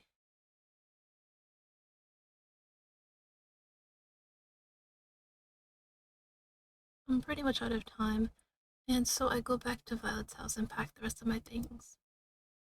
Eventually, Miss Lawrence comes home and we load everything I own into her car. As we're about to leave, though, Miss Lawrence gets a dangerous weather alert on her phone. Apparently, a once benign tropical storm off the coast has swollen to the size of a massive hurricane, suspending not just my flight but every flight going out of Florida. Looks like I won't be leaving Siren's Call anytime soon. How unfortunate.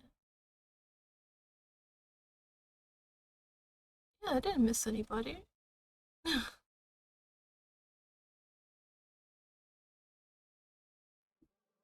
Okay.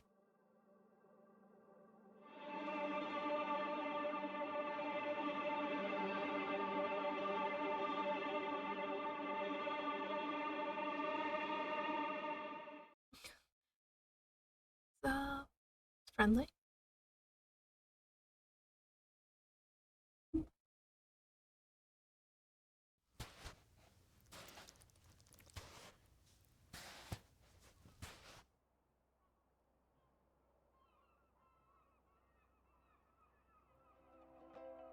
There she is. Funny, after all this time looking for her, it turns out Violet was simply painting something on the beach. I shuffle on over to her right as she's about to snack on one of those famous black bean burgers of hers.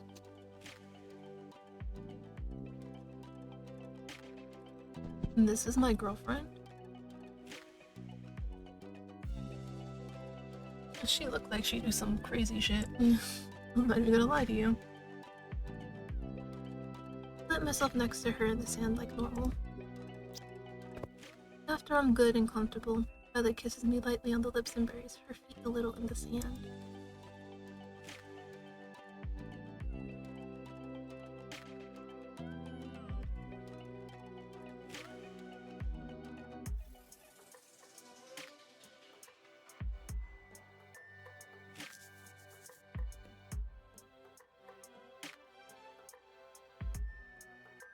Um,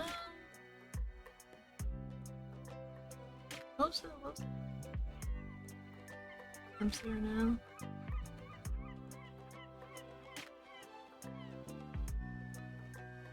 Yeah. Why are you here?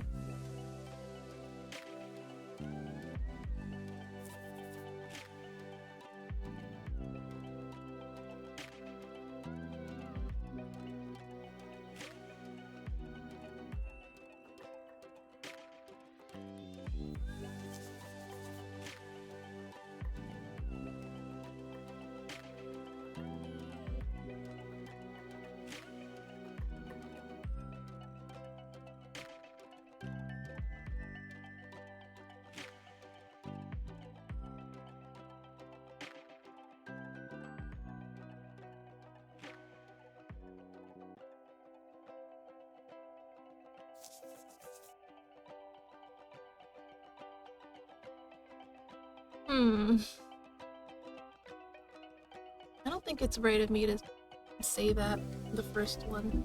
That they're your friends, that they don't hate you. Because I don't know how they're feeling. I don't. Because, again, People lie. People lie all the time. Like literally, um, like with Mean Girls, Regina George. She didn't like the two so-called friends she had with her. They were just there to elevate her status. You know. Yep, she liked everybody saying, yeah, you know, these are good friends and stuff like that. So yeah, definitely not the first one. Should be fine after a while. I guess that's the best one I can pick, because they'll eventually see your point of view. They may not, honestly. Saying things should be fine after a while. This kind of feels kind of like I'm brushing it off. Try this one first.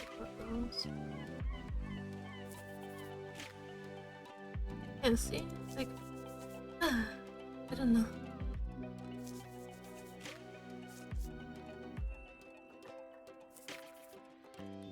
See, she's so right. So I don't know which one to pick. You know, I'll just go with that one. Because hey, you guys may not be friends anymore, but it'll be fine. It'll be fine. There's nothing wrong with being alone.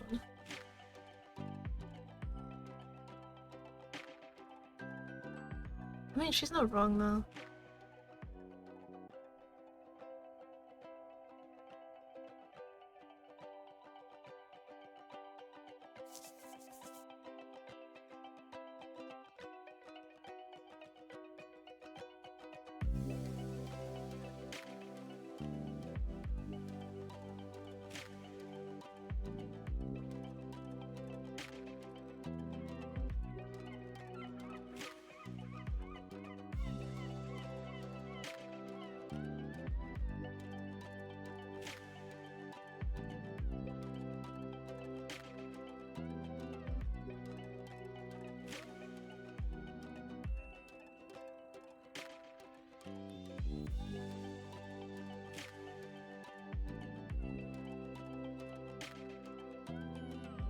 Yeah.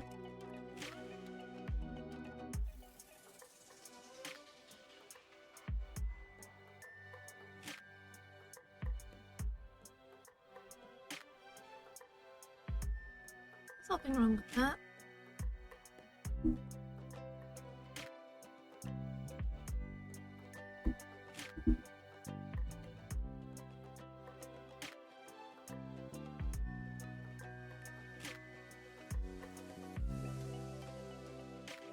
Hmm.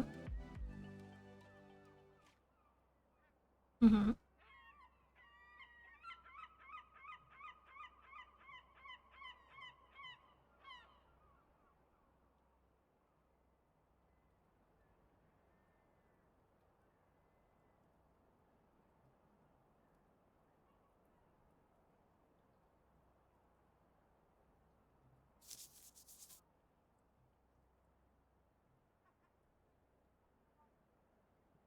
You know what?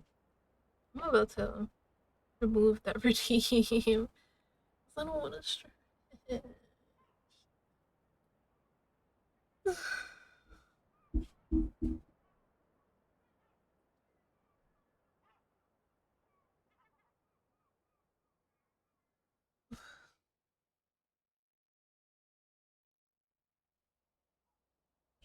Thank you for the stretch.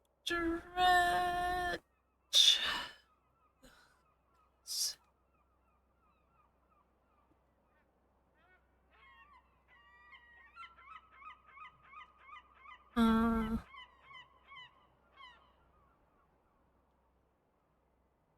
hmm. Guess I could talk about college.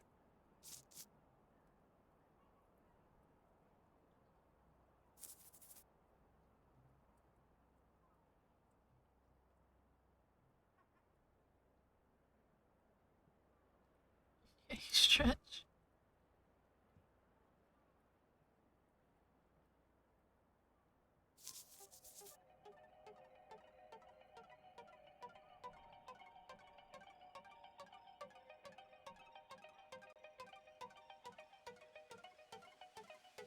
Pikachu ain't freaky no more. What?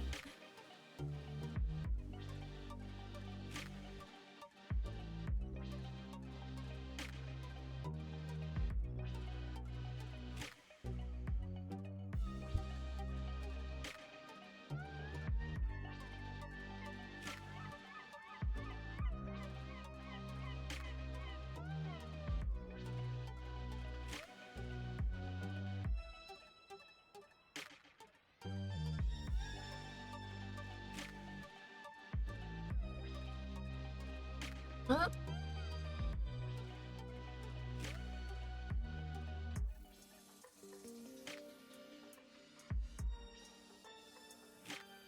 She about to lose it.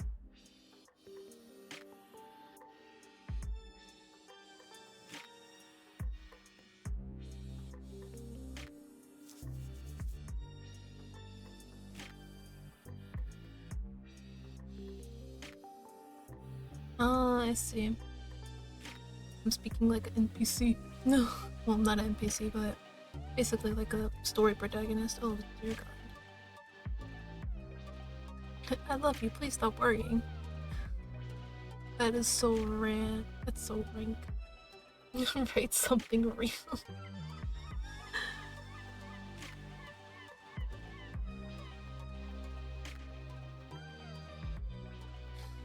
This is like literally the most real thing out of everything on this list.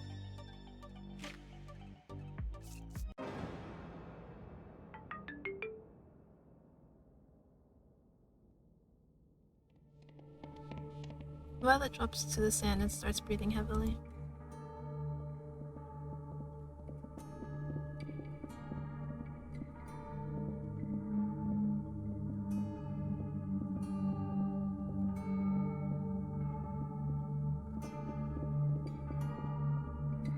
She knows I'm messy.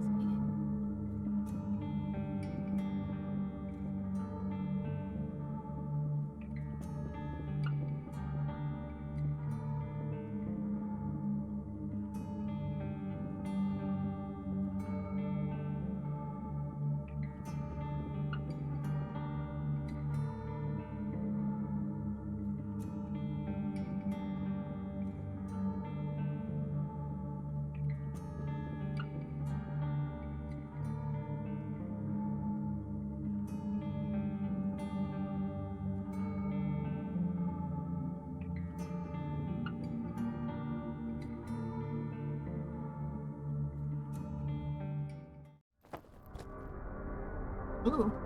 Violet grabs my shoulders, a desperate look painted over her pale face.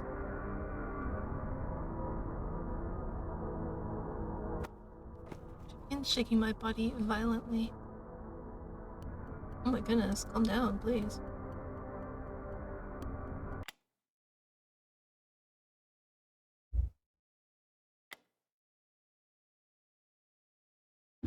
What?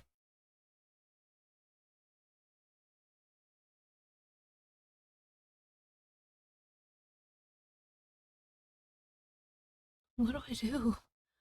Oh god, oh. Well, if I don't let him go, she'll probably kill me.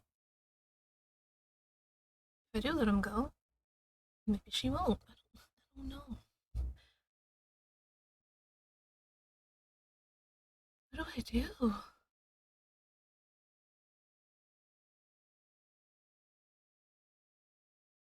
Gee, I just thought something real was funny, brain.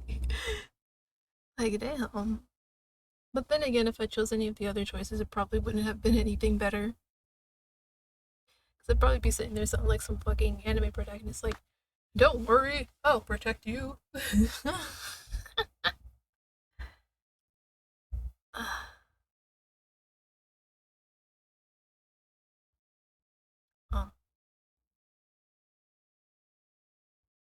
But that's the thing, though, we're supposed to be escaping from this place. If I let him go, she'll keep him, right?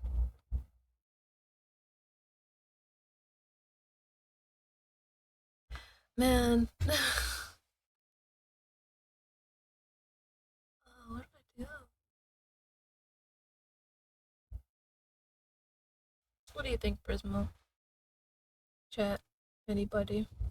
Should we let him go?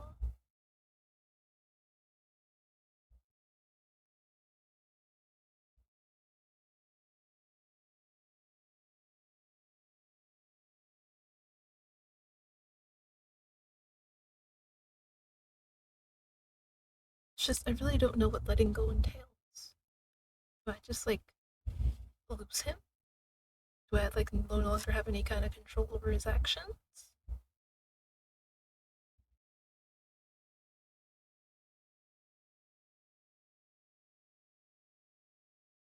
Me too. That's also the thing I was thinking about. But Nil could do the same thing as well. She ends up, I don't know, killing him, tossing him in the water. Man. Alright, why don't we just let him go, see what happens?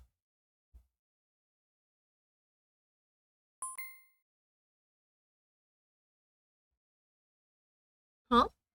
This guy's ahead complete. Category 1 has been unlocked. Oh. Oh, okay.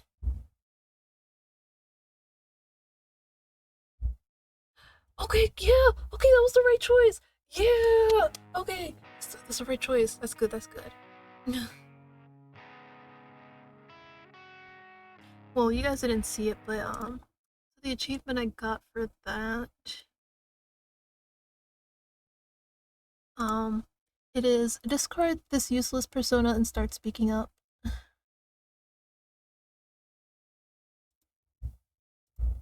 So, yeah, that was definitely the right choice.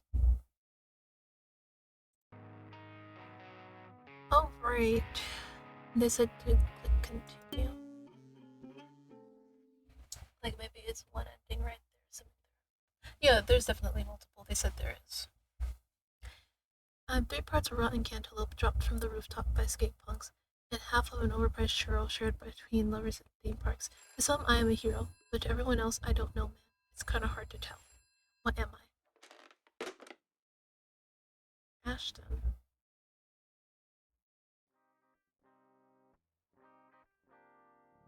Oh, keep my lucidity. Wait, is that me? Is that me?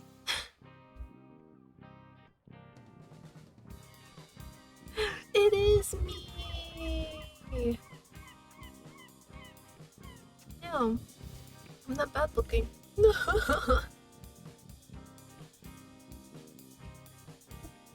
Damn, I might just date myself. No, I'm kidding, I'm kidding. Oh, I was supposed to read that. Oh, shut up, please.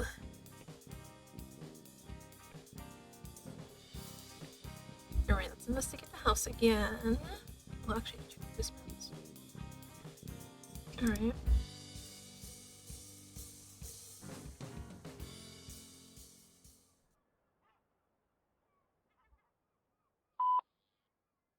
Don't mess what up.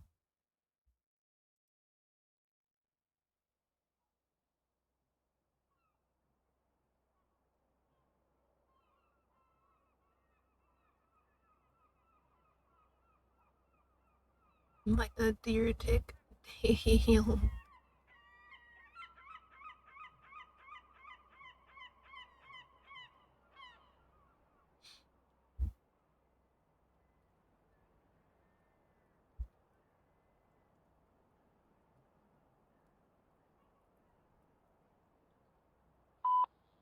Next.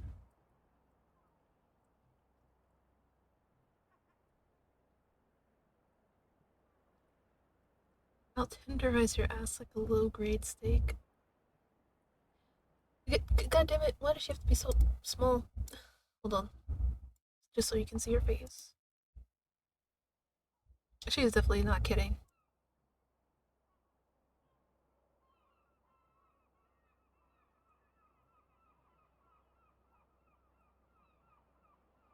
Okay, so Andy seems like the type of person who, like, says insulting things about you and then hides it behind, oh, I'm just joking. You know, like, for example, I could sit there and say, like, oh, Prismo, you smell like a fucking cow. They'd be like, "Oh, that was just a joke." Like, huh? Where that was that a joke? You know? I feel like that's the kind of person she is, and I hate those kinds of people. They play off every mean thing that they do as a joke. No, personal, personal, please. It was just an example. It was just an example.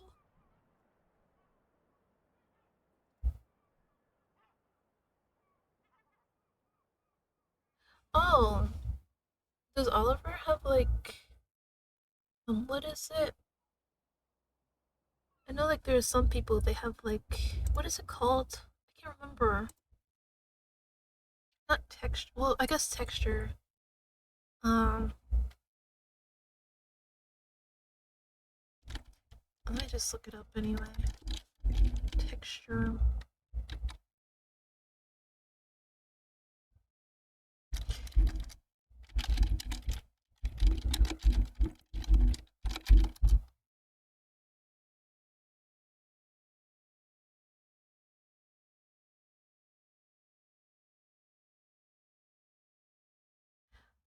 Okay, so yeah, he might have something like related to that because it says avoid a restrictive food intake disorder.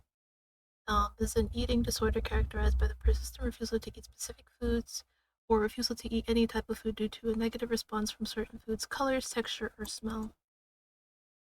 So that might be something he has.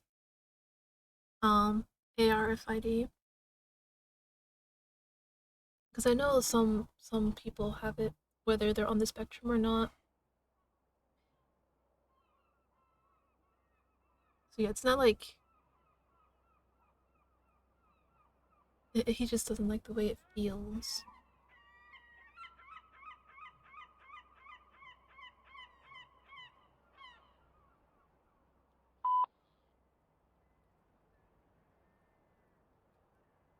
Hello.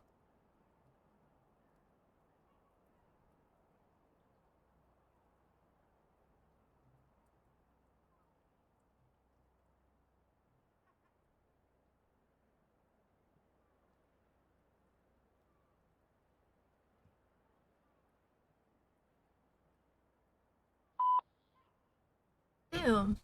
He said delete your voicemails. Damn. He used to be so kind. And now look at him. What? What do you want, Judith?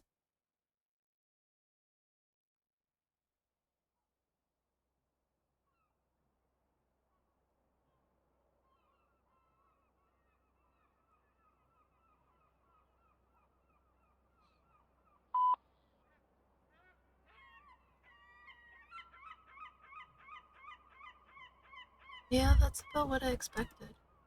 Nothing from Violet, though. I'm pretty sure I know where she's planted herself anyway. I've got time. I shouldn't keep everyone else waiting, though. Right. It's time to check the voicemails. I mean, not the voicemails.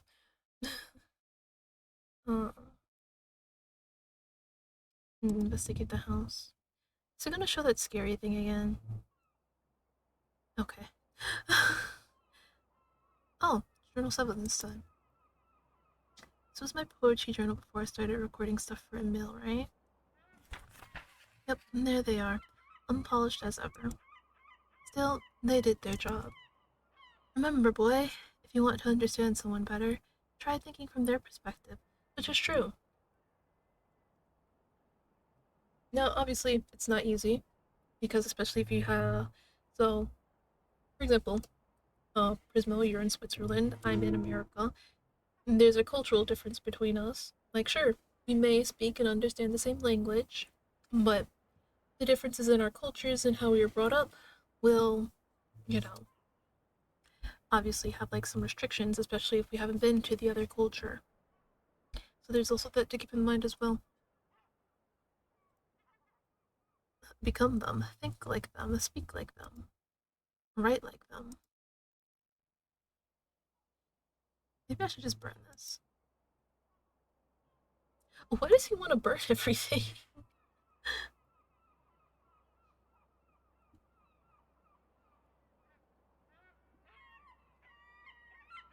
least that's what all the kooks from up north say. It's no Asheville, though. Just one more day and then I'm out of here. Just one more day.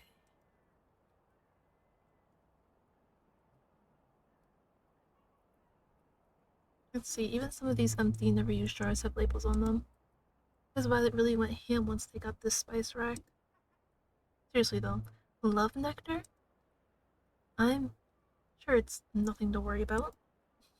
I think it's everything to worry about.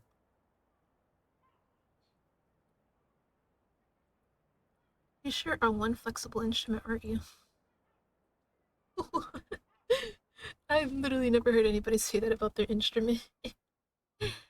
Ooh, you sure are one flexible instrument, aren't ya?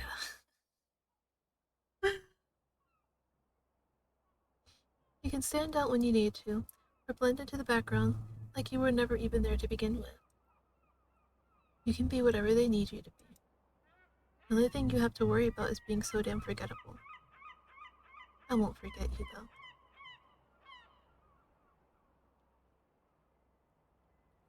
The last painting Violet made for art class sure was gnarly. Rusty fishhooks baited with brains and shit. Pretty far removed from all those happy little beaches and palm trees I'm used to seeing. She sure looked happy painting it, though. I guess it feels nice getting something that rough out of your system. And it makes me wonder how Miss Lawrence feels about some of these. Wait a minute. Did I sleep on the couch last night? Weird. Did Violet and I have a fight or something? Was it one of our debates? Why can't I remember? Uh oh. Concerning! Alright, Miss Lawrence's room. Why is this door not locked? You know, I don't think Miss Lawrence ever told me anything about if I could go inside her room or not. All she really seemed to care about was that I watch over Violet. Probably goes without saying that I shouldn't be in here. But still, as far as adults go, she's always been surprisingly lax about these sort of things. Does someone like her really have nothing to hide from us? I mean, hey, there are some people out there who don't really care about their business getting out.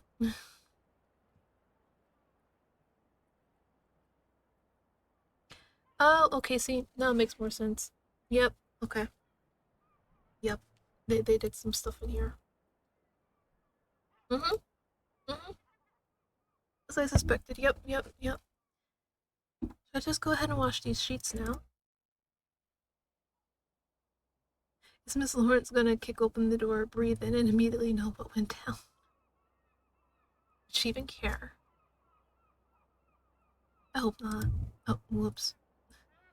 That's one conversation I'm 100% not ready to have yet. I mean, listen, you boinked her daughter. Definitely something she's gonna want to know about. Uh,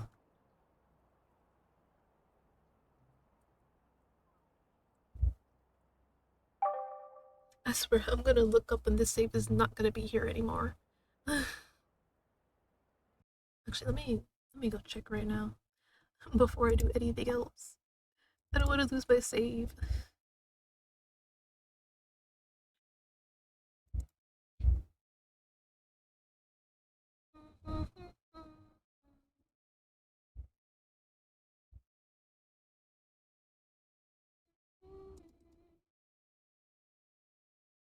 Whoa, that's a lot of stuff. Not what I'm looking for though.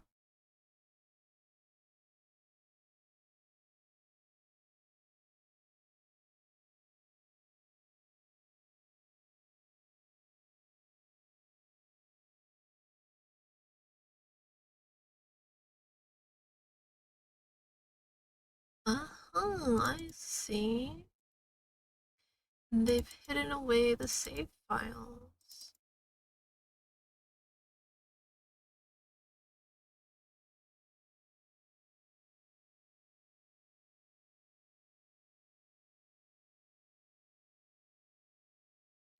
So it might be something similar to Dangon.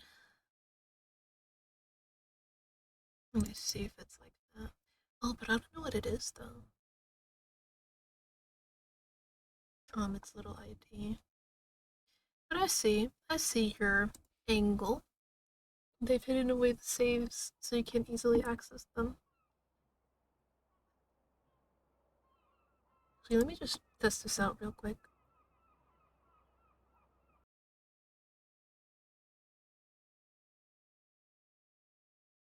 Or actually, let me see. Da, da, da, da.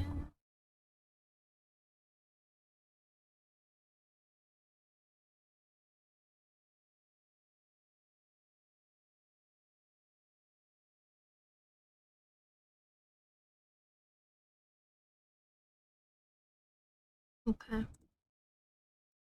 Uh,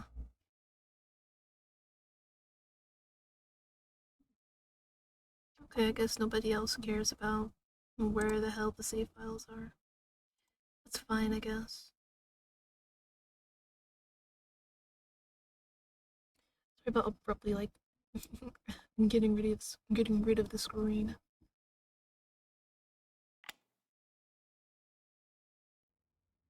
Yes, yes, yes, yes.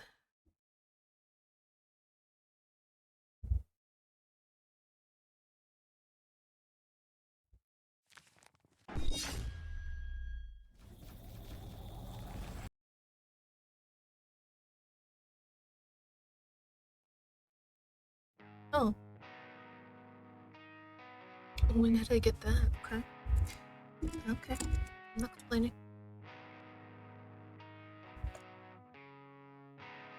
Also, thank you for the hydrate. I just hydrated. Yes. Oh, good night, Prismal.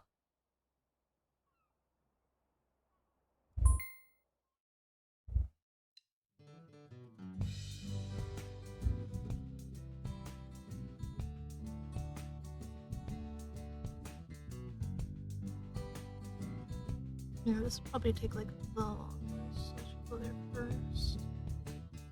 Then make my bed.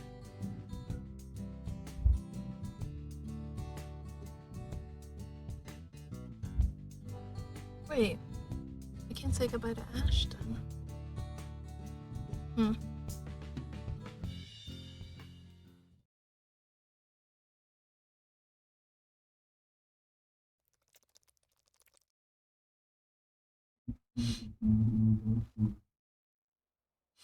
Even though it's out of the way, I decided to go to the beach just in case Violet happens to be there.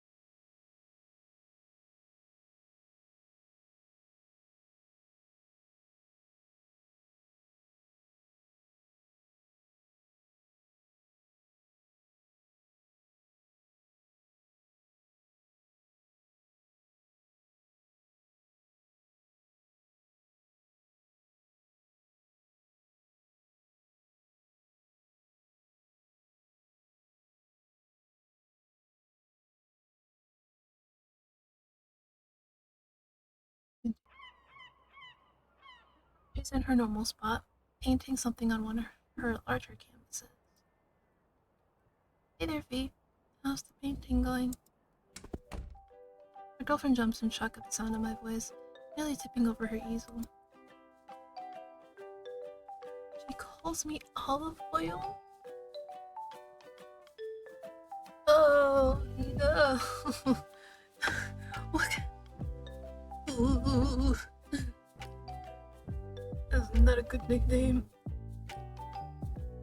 She turns around, clearly confused. That confusion melts into a visible excitement as she looks me over.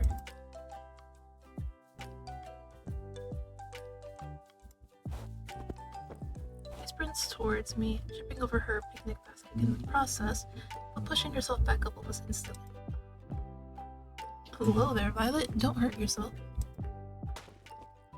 I don't have time to finish my sentence before I'm tackled into the sand, Violet's eyes closed and arms wrapping around my torso.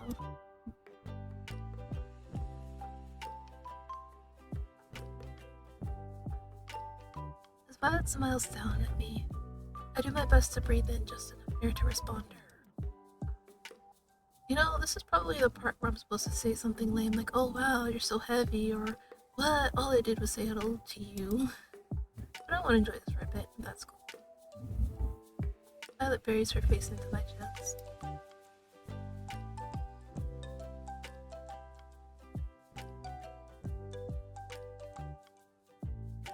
We lay there in the sand for a minute or two.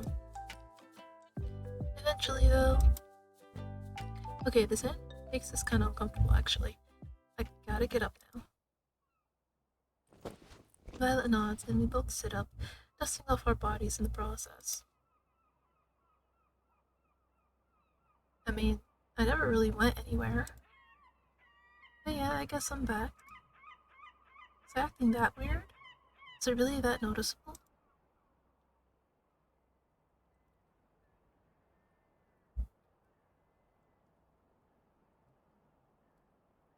Hi. You sure you want to talk about this right now? Don't you want to, talk about your painting or the stuff going on with our friends?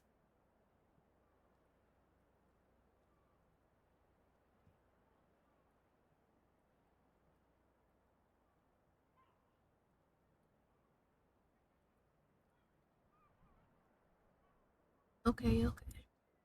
I know my best to think back to how I've been behaving lately.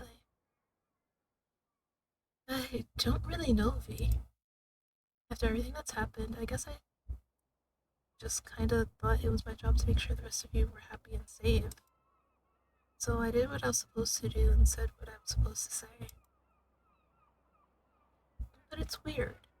It's almost like I was watching myself say all those things instead of actually saying them. There was no sense of agency in anything I did. It was like I was in some sort of trance. Like someone else's ideas were stuck inside my head. And then, I don't know, I woke up super tired this morning and couldn't really afford to care anymore. Sounds pretty shitty of me when I say it like that, though, doesn't it?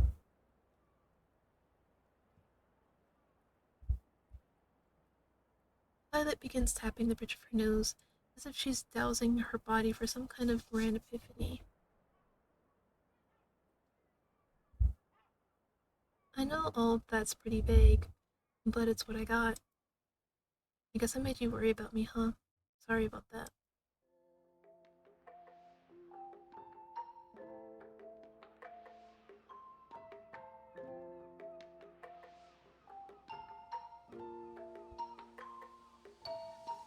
Really?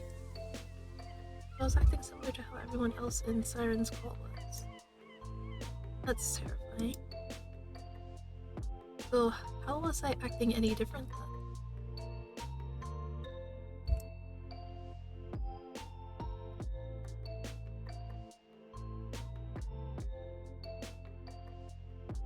I legit don't know what any of that means.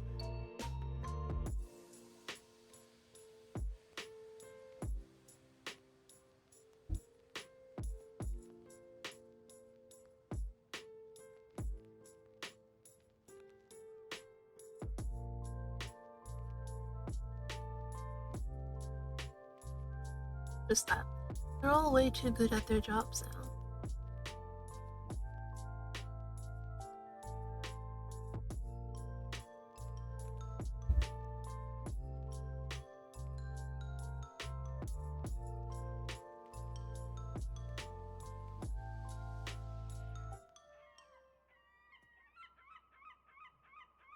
It's not it's not anything that deliberate. Deliberate? I'm not even trying to take care of myself. I'm just tired. Even now, I'm just kind of spitballing and hoping I don't say something completely embarrassing in front of you.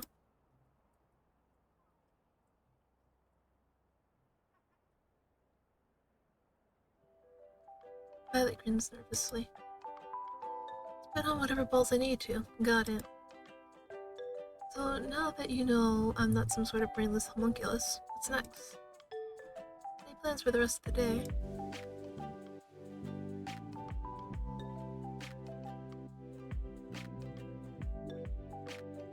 Really, you didn't want to go on a date or anything, considering.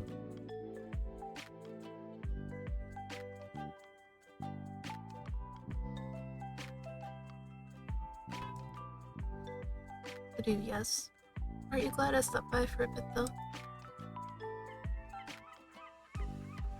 Old habits, I guess. Seems like something leaders do. Violet stands up and walks herself over to her workstation.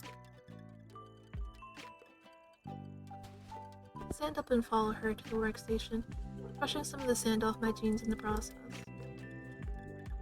You really do spoil me, Violet. You know that?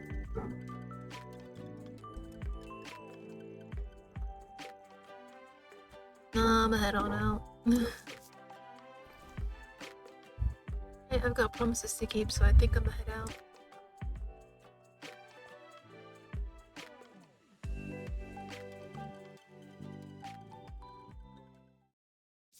Aren't we supposed to, like, break up or something?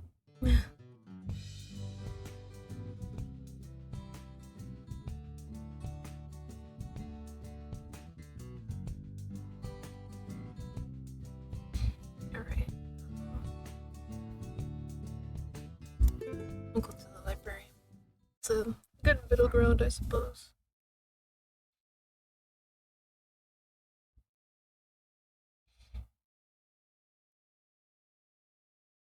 That's all I am to you people, isn't it? Better not mess this up then, I guess. I found myself at the local library, domain of absolute knowledge, as well as a weak, pervasive chemical smell. Even if Emil isn't here, I can at least return my book so the feds don't end up chasing me down. I'm serious, that's how it feels like sometimes. Like, if you don't return your book on time, they're gonna get the feds on you.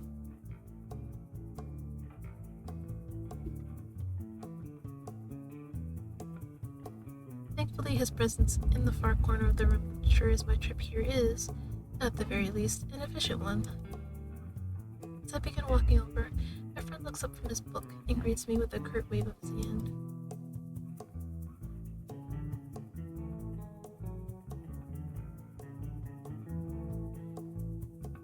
Me too. You still want to talk about the book then?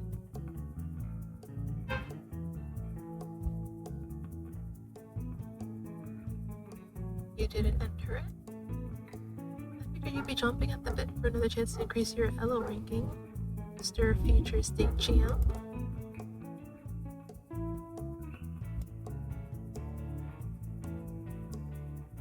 Bill kicks up the left side of his face with a smirk, and I can't help but do the same. Passed up easy money on my behalf, Emil. I'm honored.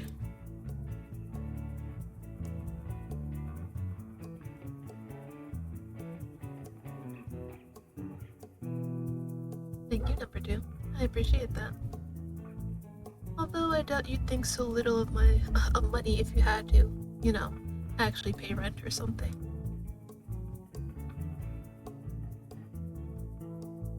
There's no way you're excited to pay rent, my guy. You don't have to act big around me. I'm pretty sure we both know it's gonna be terrible.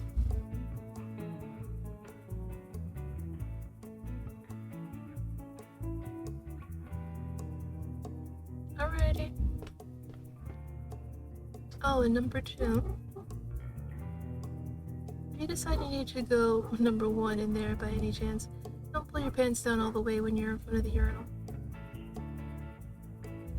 Somebody might walk in and see your butt. I start laughing so hard that I'm barely able to complete my sentence.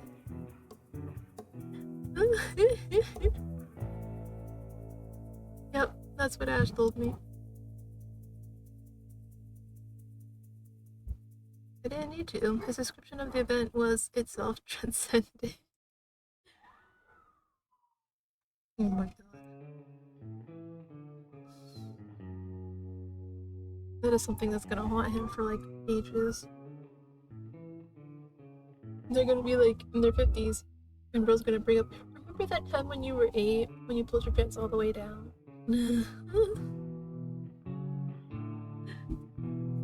Emil is such a smug guy that I have to take the wind out of his sails every now and then.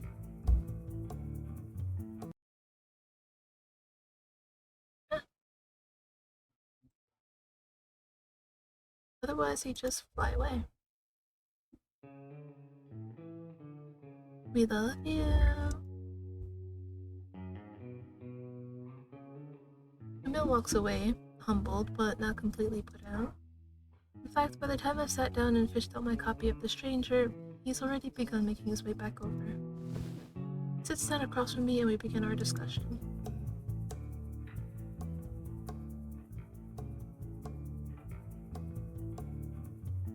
Hardly the heroic type though, right?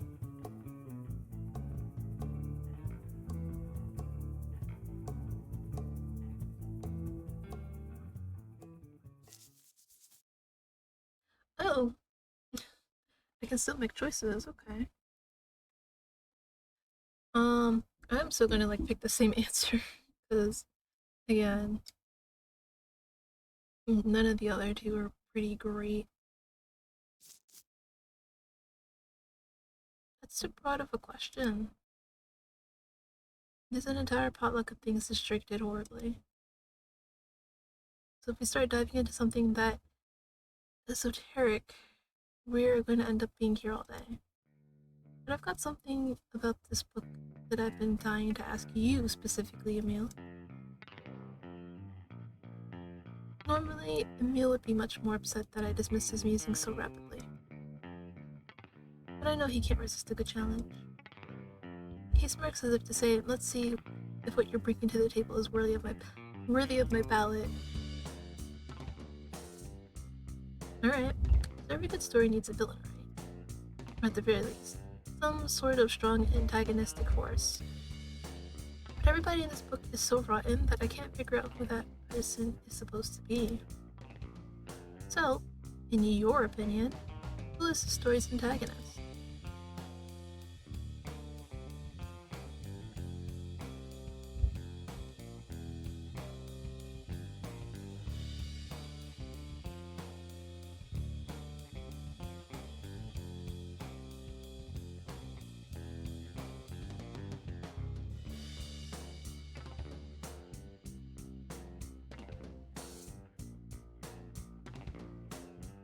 No way. No, that's so backwards, dude. You don't think the guy that gave him a gun halfway into the book was all like, go shoot this other guy, he's been looking at me funny, is to blame at all? You don't think Raymond is the antagonist?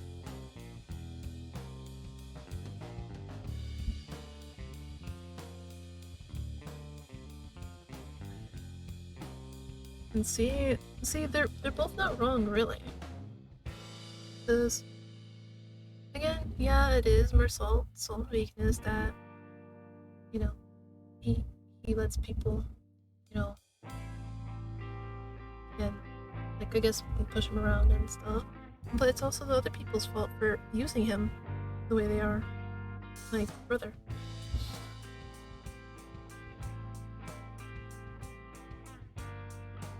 In this case, again, everybody's in the wrong.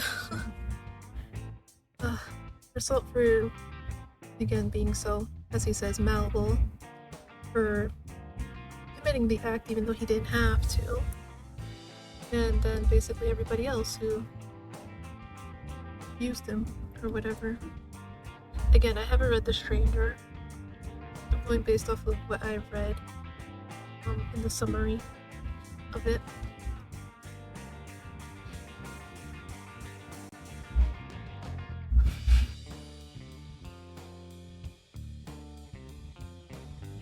Okay, so Emil's this kind of person. He blames the person being manipulated. He says it's your fault for allowing yourself to be manipulated instead of blaming the manipulator. Okay, Emil, I see the kind of person you are. I see it. Like, I'm pretty sure he'd be the same person to say that somebody deserved to be assaulted because they dressed a certain way. You understand what I'm getting at. I'm trying not to say it because this VOD will eventually go on YouTube and I don't want to take it down. That's way too cool to be correct. No, there's no way that can be right.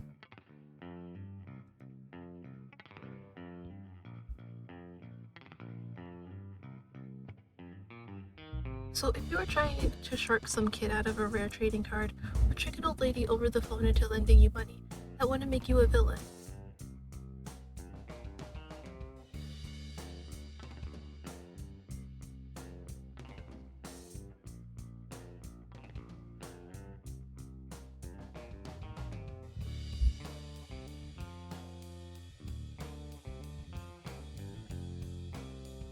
But you'd still be a jerk. Even if you weren't the #1 jerk, second place still isn't bad.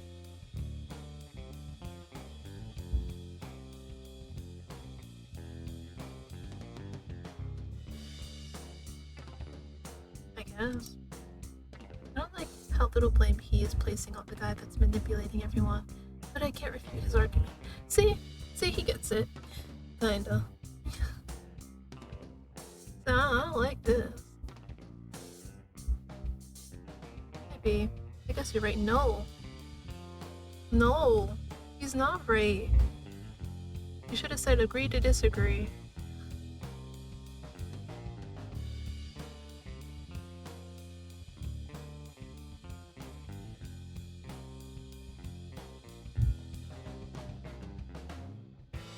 Whoa, divine, huh?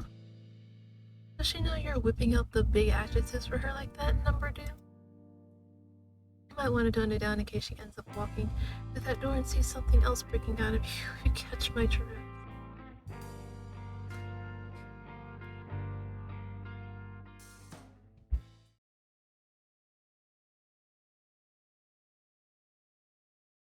Oh?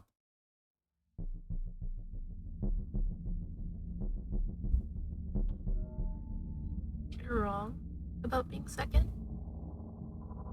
There's nothing worse than second place. I see. So he's upset that Judith likes me and not him. I see how it is. I'm jealous. Being that close to absolute perfection and coming up short is sickening. Remember that.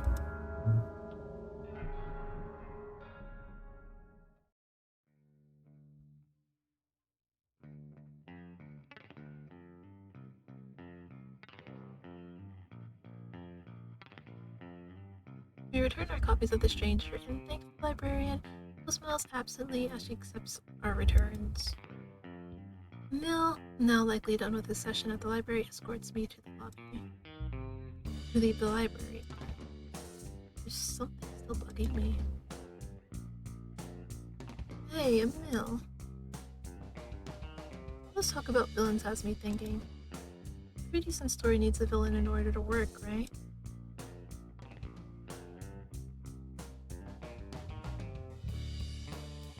Then, is that why none of you guys are taking Violet seriously? Is it because you think the villain of our story has been defeated, and so there's nothing to actually worry about?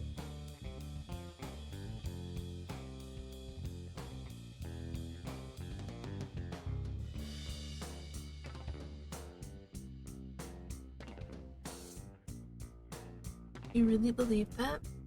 You really think we're completely done? And can I ask you one more question?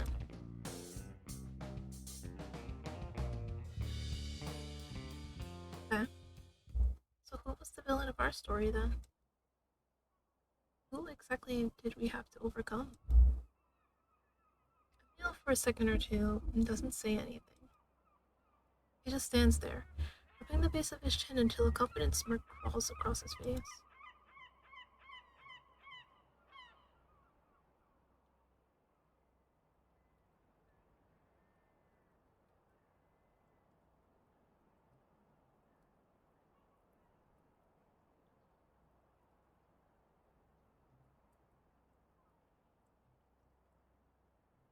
Emil walks over and puts his hand on my shoulder.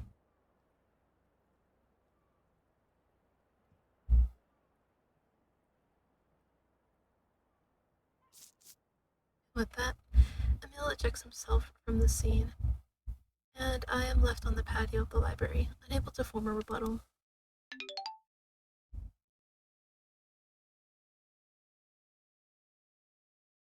Hmm, he's a manipulator, isn't he? Alright, we'll probably finish up with these last two, and then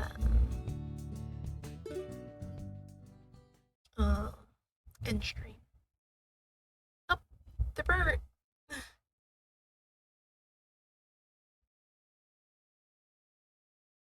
Morel, I don't even know who you are. So how the hell do you know I'm going to Asheville?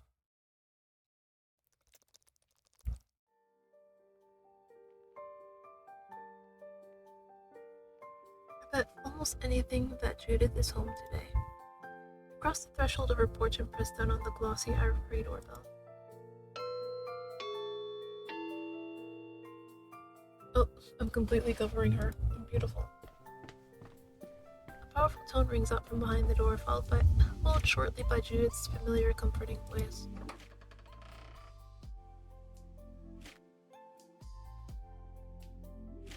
At first, the door opens just a crack. It's only after she sees that it's me on her porch, and not some stranger, that Judith feels comfortable enough to put herself in the doorway.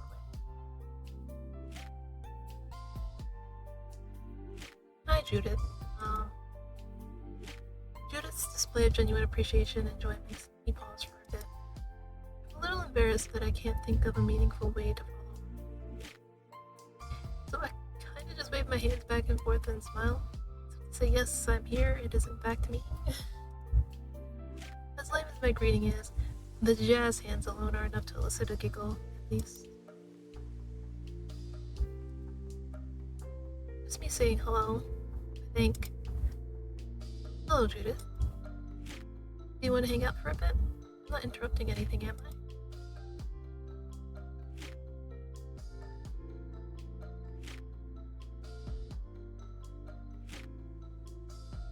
Oh, okay, will do.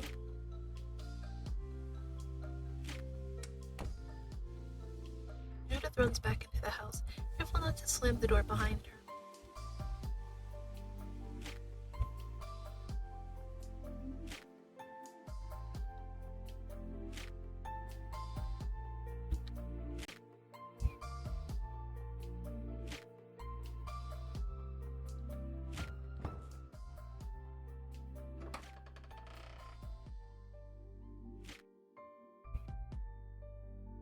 She steps back from the doorway and bows, leading my gaze inward.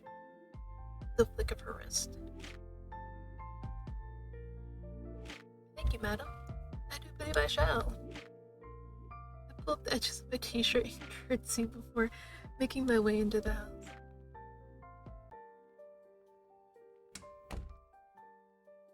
Judith's house, our base of operations, is as hospitable as ever. Oh.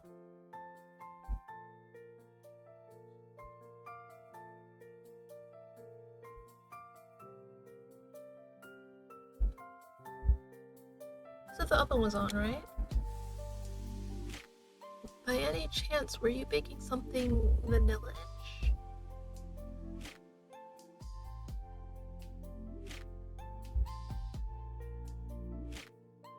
That sounds lovely. You mind shaking it up a little before you pour it, though? Sometimes junk sinks to the bottom if it sits around for too long. Judith, unsurprisingly, is as agreeable as ever. The way she waits on me makes me hate myself a little, but not enough to deny her kindness. Despite the pleasantries, or perhaps because of them, sticky, sweet guilt begins to bloom in the pit of my stomach. But this, of course, is perfectly normal for us. Judith places a rather large cup of sweet tea on the coffee table and sits next to me. She opened yeah.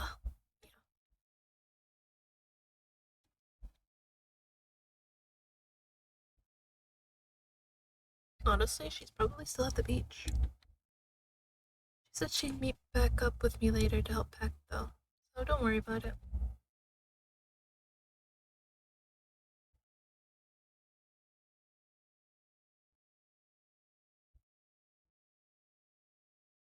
Her and I aren't too worried about running out of time together, if that's what you're getting at.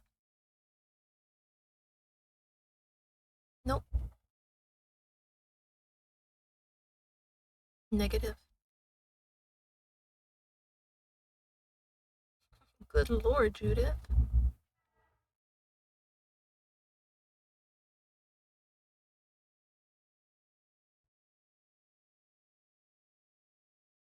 I mean, not really. Hey, Judith, why are we talking about this? I know you're still kinda mad at her, but why is Violet the first thing you want to talk about? Right now, shouldn't we be talking about pretty much anything else?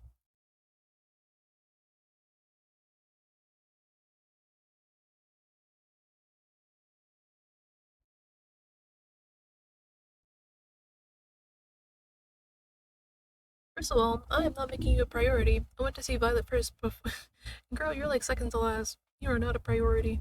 Chill out. What are you talking about? Of course you'd be a priority, Judith.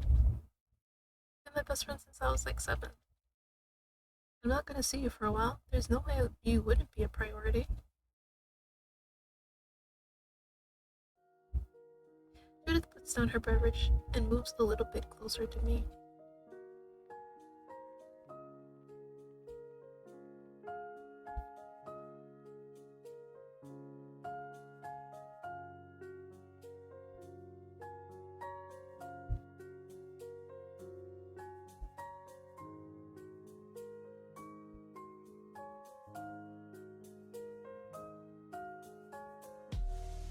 What I think it is? Oh no.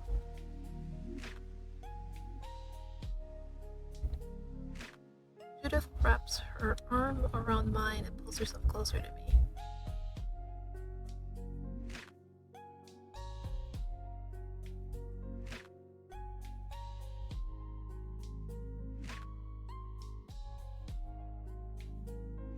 She pulls even tighter. Like she pulls in even tighter and turns her face so it's only inches away from mine. Girl, you better chill out. Um, Judith.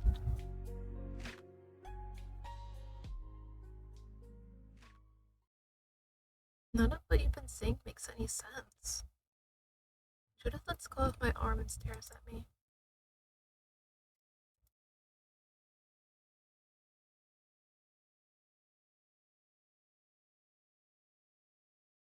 That's okay, I can live with that. But me being rotten doesn't change how bizarre this entire situation is. You're confessing to me. I get it, that's kind of a big deal. But why on earth would Judith, the woman so dead set on doing the sweetest possible thing in any given situation, why would that person be trying to get me to cheat on my girlfriend the day before I leave town?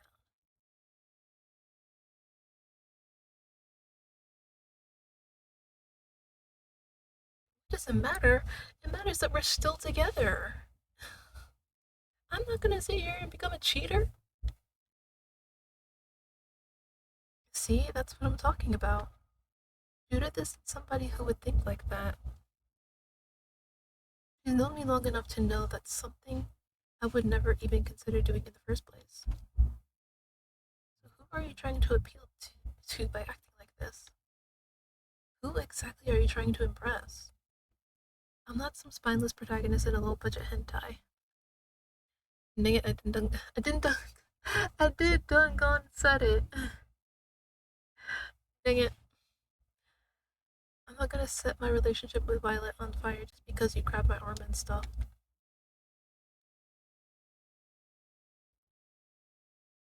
Judy, you cosplay. You know what hentai is. Maybe it's wrong of me to conflate this image I have of you with how you're actually behaving right now. Maybe I should have showed up and accept your feelings as some sort of definitive truth. Everything about this just seems really, really out of character. I know you're mad at Violet, but aren't you mad enough to get me to cheat? But you aren't mad enough to get me to cheat on her, right? I ended there, doing my best to put the ball in Judith's court.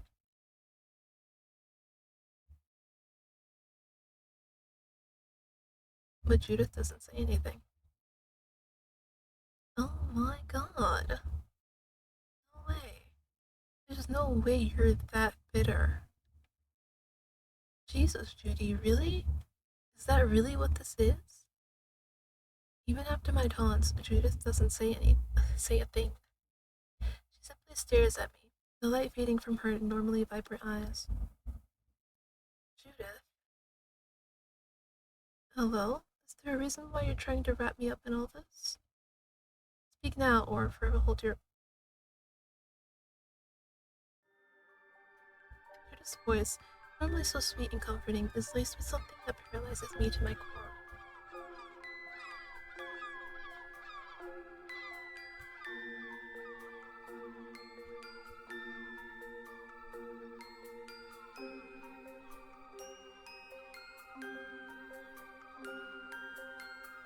You gotta get out of there, Oliver. Run. Run.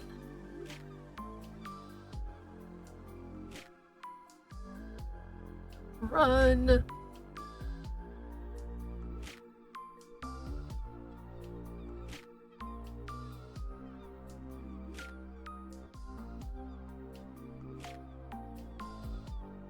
Run.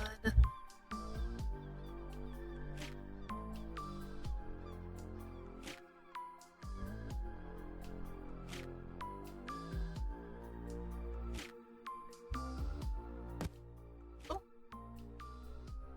Ooh.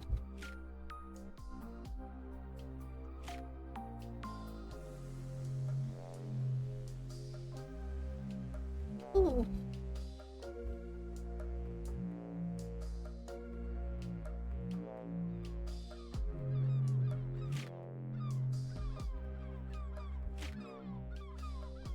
God. Oh my god.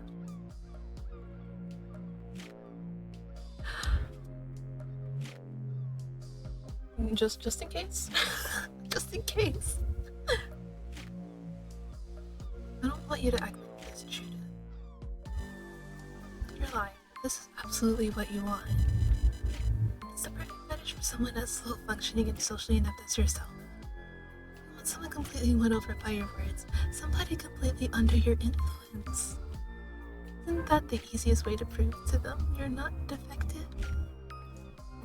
Judith dives forward and presses her warm, voluptuous figure against me. She moves her perfect pink lips to my ear, her breath hitting my naked brain like a bullet of steam. So just tell me what else you want and then we can get started. What I want is for you to stop. We can take it down now. Like I said, I didn't know. I want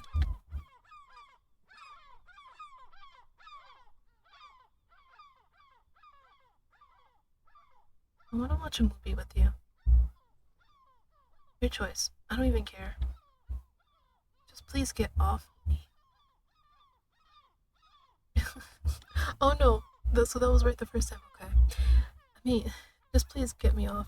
Get off me. Please get off me.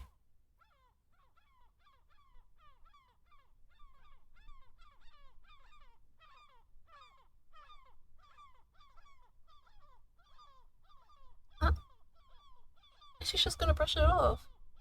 No. Excuse me, no.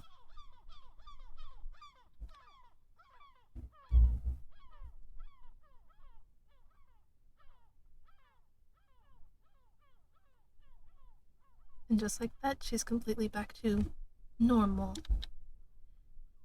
As she gets up to find the movie, I try and drown the weight in my stomach with a mouthful of sweet tea. But all this does is turn the brick of lead in my gut into a cube of grainy, disgusting sugar. No way she tried to do that. All because she was jealous, that's crazy.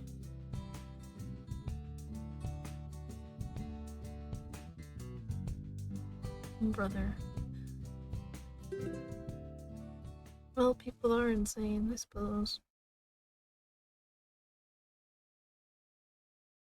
Right. Let's see where this gets us. My lady friend. Do you mean Violet? Her name is Violet. Do you even know that? What sort of conversation is a comment like that supposed to spark anyway?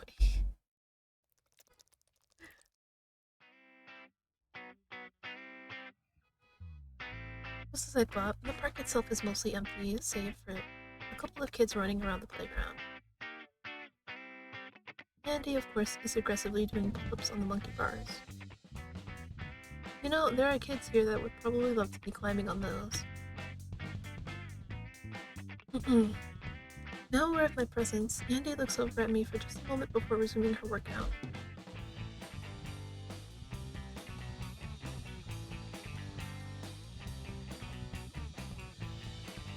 Probably too polite to ask a grown woman to do anything like that in the first place.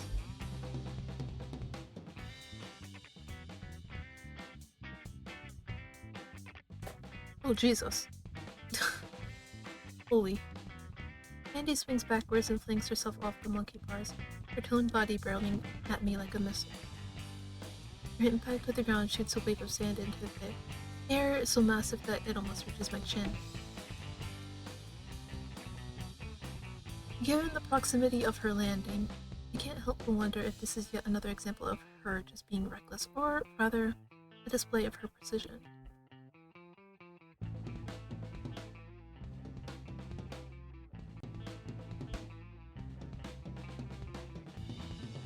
That's fine. I was expecting as much from your message. We don't really have a whole lot of time to mix up our normal routine anyway, right?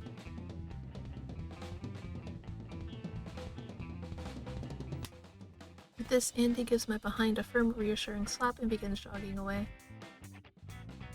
Damn it, Andy, stop doing that! Andy yells over her shoulder as she exits the park.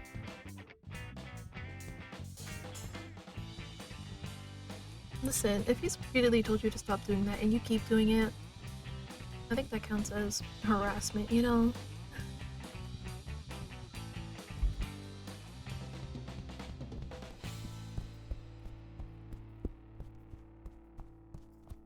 Our route takes us all over the island. Andy is as demanding as ever, but I don't know. It doesn't get to me as much as today for some reason. Naturally, she slows down a little bit as we approach Ashton's house.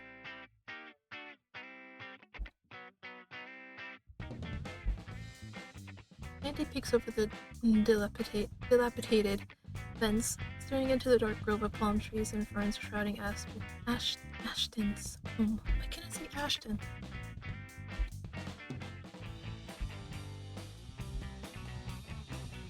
I doubt he's pushing himself too hard, Andy. His old man's no slave driver. I should probably just opt doing something harmless with the meal before I go and meet up with him.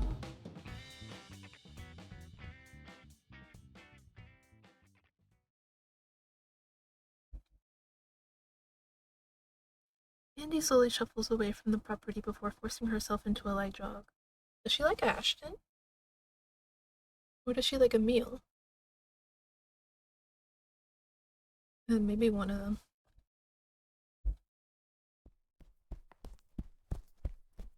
The gentle plodding of her footsteps soon becomes all I can hear as we push ourselves forward. Forward. Forward. And forward and forward and forward.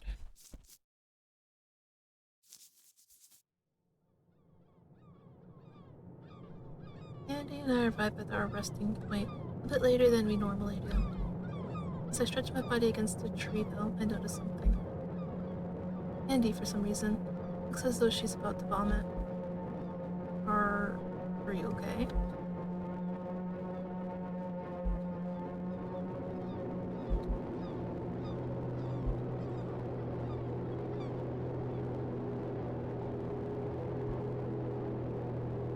I don't have time to respond to any of this before Andy, clearly drained, begins sprinting away from the school. Even though my legs are numb with pain, a strange blend of concern and frustration pushes me to run after her. Okay, what happened at the school? Why is she so vehemently against it? Though it feels like hours, we finally make it back to the park. Find the nearest bench and collapse onto it, while Andy, unfazed from before, throws her right leg up on a picnic table and begins stretching.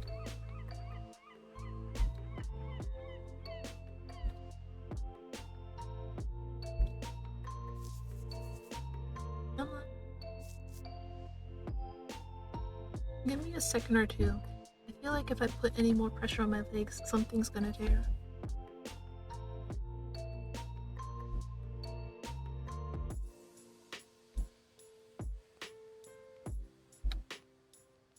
But then I'd get a splinter. Ah, you're so freaking stubborn, Andy. I hobble over to the picnic table and begin stretching my hamstrings.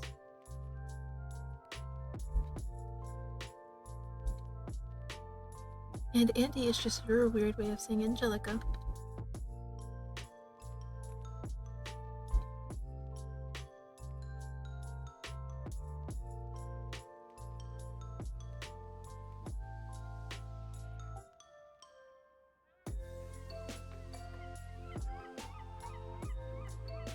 Or how you told me to go to fuck this bench.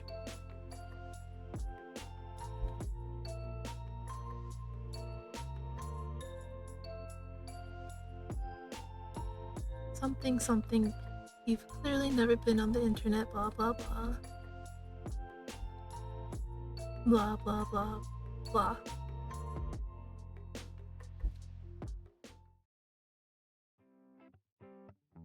The two of us look over at each other and begin laughing from deep within our cores. Just like that, the hardened persona of my tough as nails coach crumbles under the weight of this absurd little moment.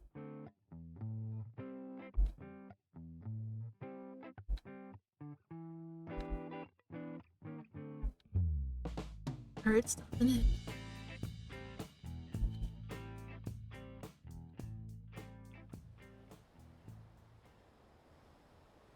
Our laughter quiets down, giving way to the sounds of distant seagulls and the hum of vehicles on the road behind us.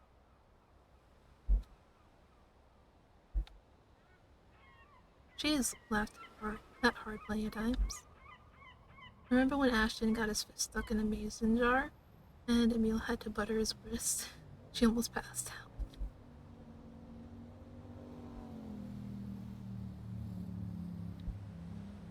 Oh. I spent a second or two trying to congregate my thoughts. Well, it's happening regardless. I don't know what else to say. It's not like I'm really prepared for any of it myself either. I have a vague idea of what it's gonna be like. Lectures, crowded cafeterias, gross bathrooms, those things should be familiar enough. Other than that, I have no clue.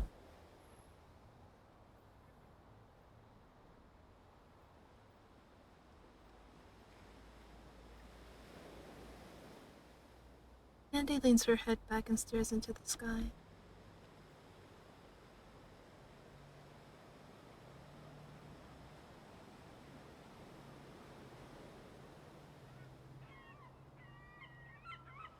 Worry, I'll be fine. Neither can you.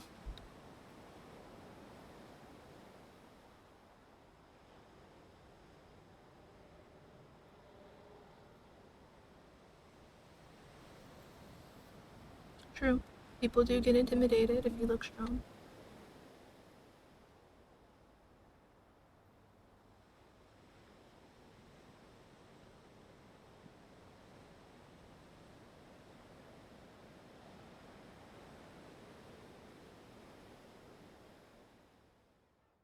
Andy turns her head away from the sun and grabs the bill of her hat, really awaiting a response. We're plenty strong, though, Andy. We're all still alive, aren't we? Bitch. Oh my god.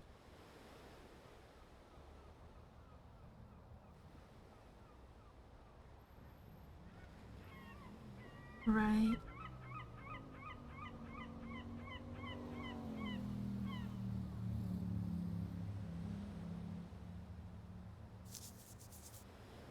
Yes. Hung out for a little bit today, yeah. It was,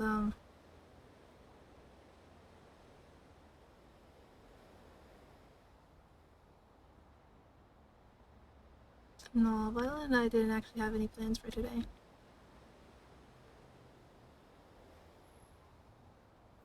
No, not particularly.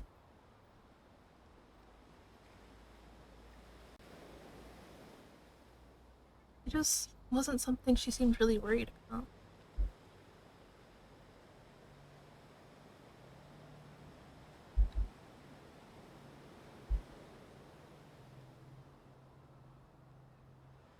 Ideally, we could have all done something together. That would have made loads more sense than having me run around town all day looking for you guys.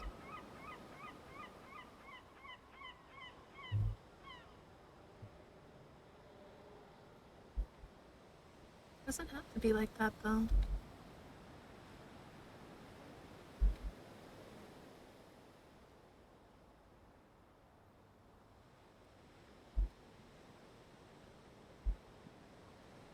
You're not worried about her then, Andy? You're freaking worried about me eating the wrong kind of peanut butter, but Violet being by herself this long doesn't bother you at all? Damn, Andy.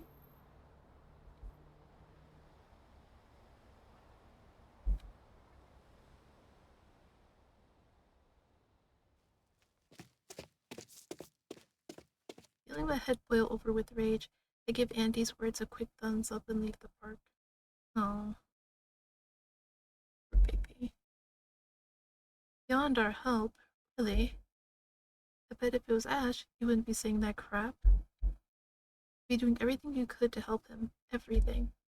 You'd be doing everything you could. So she does like Ashton.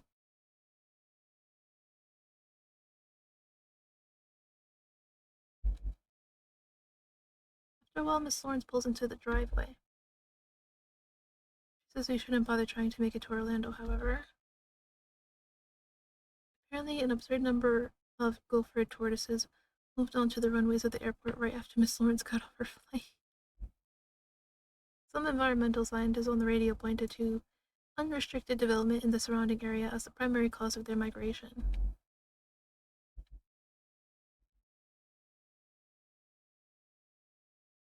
Try. Oh man.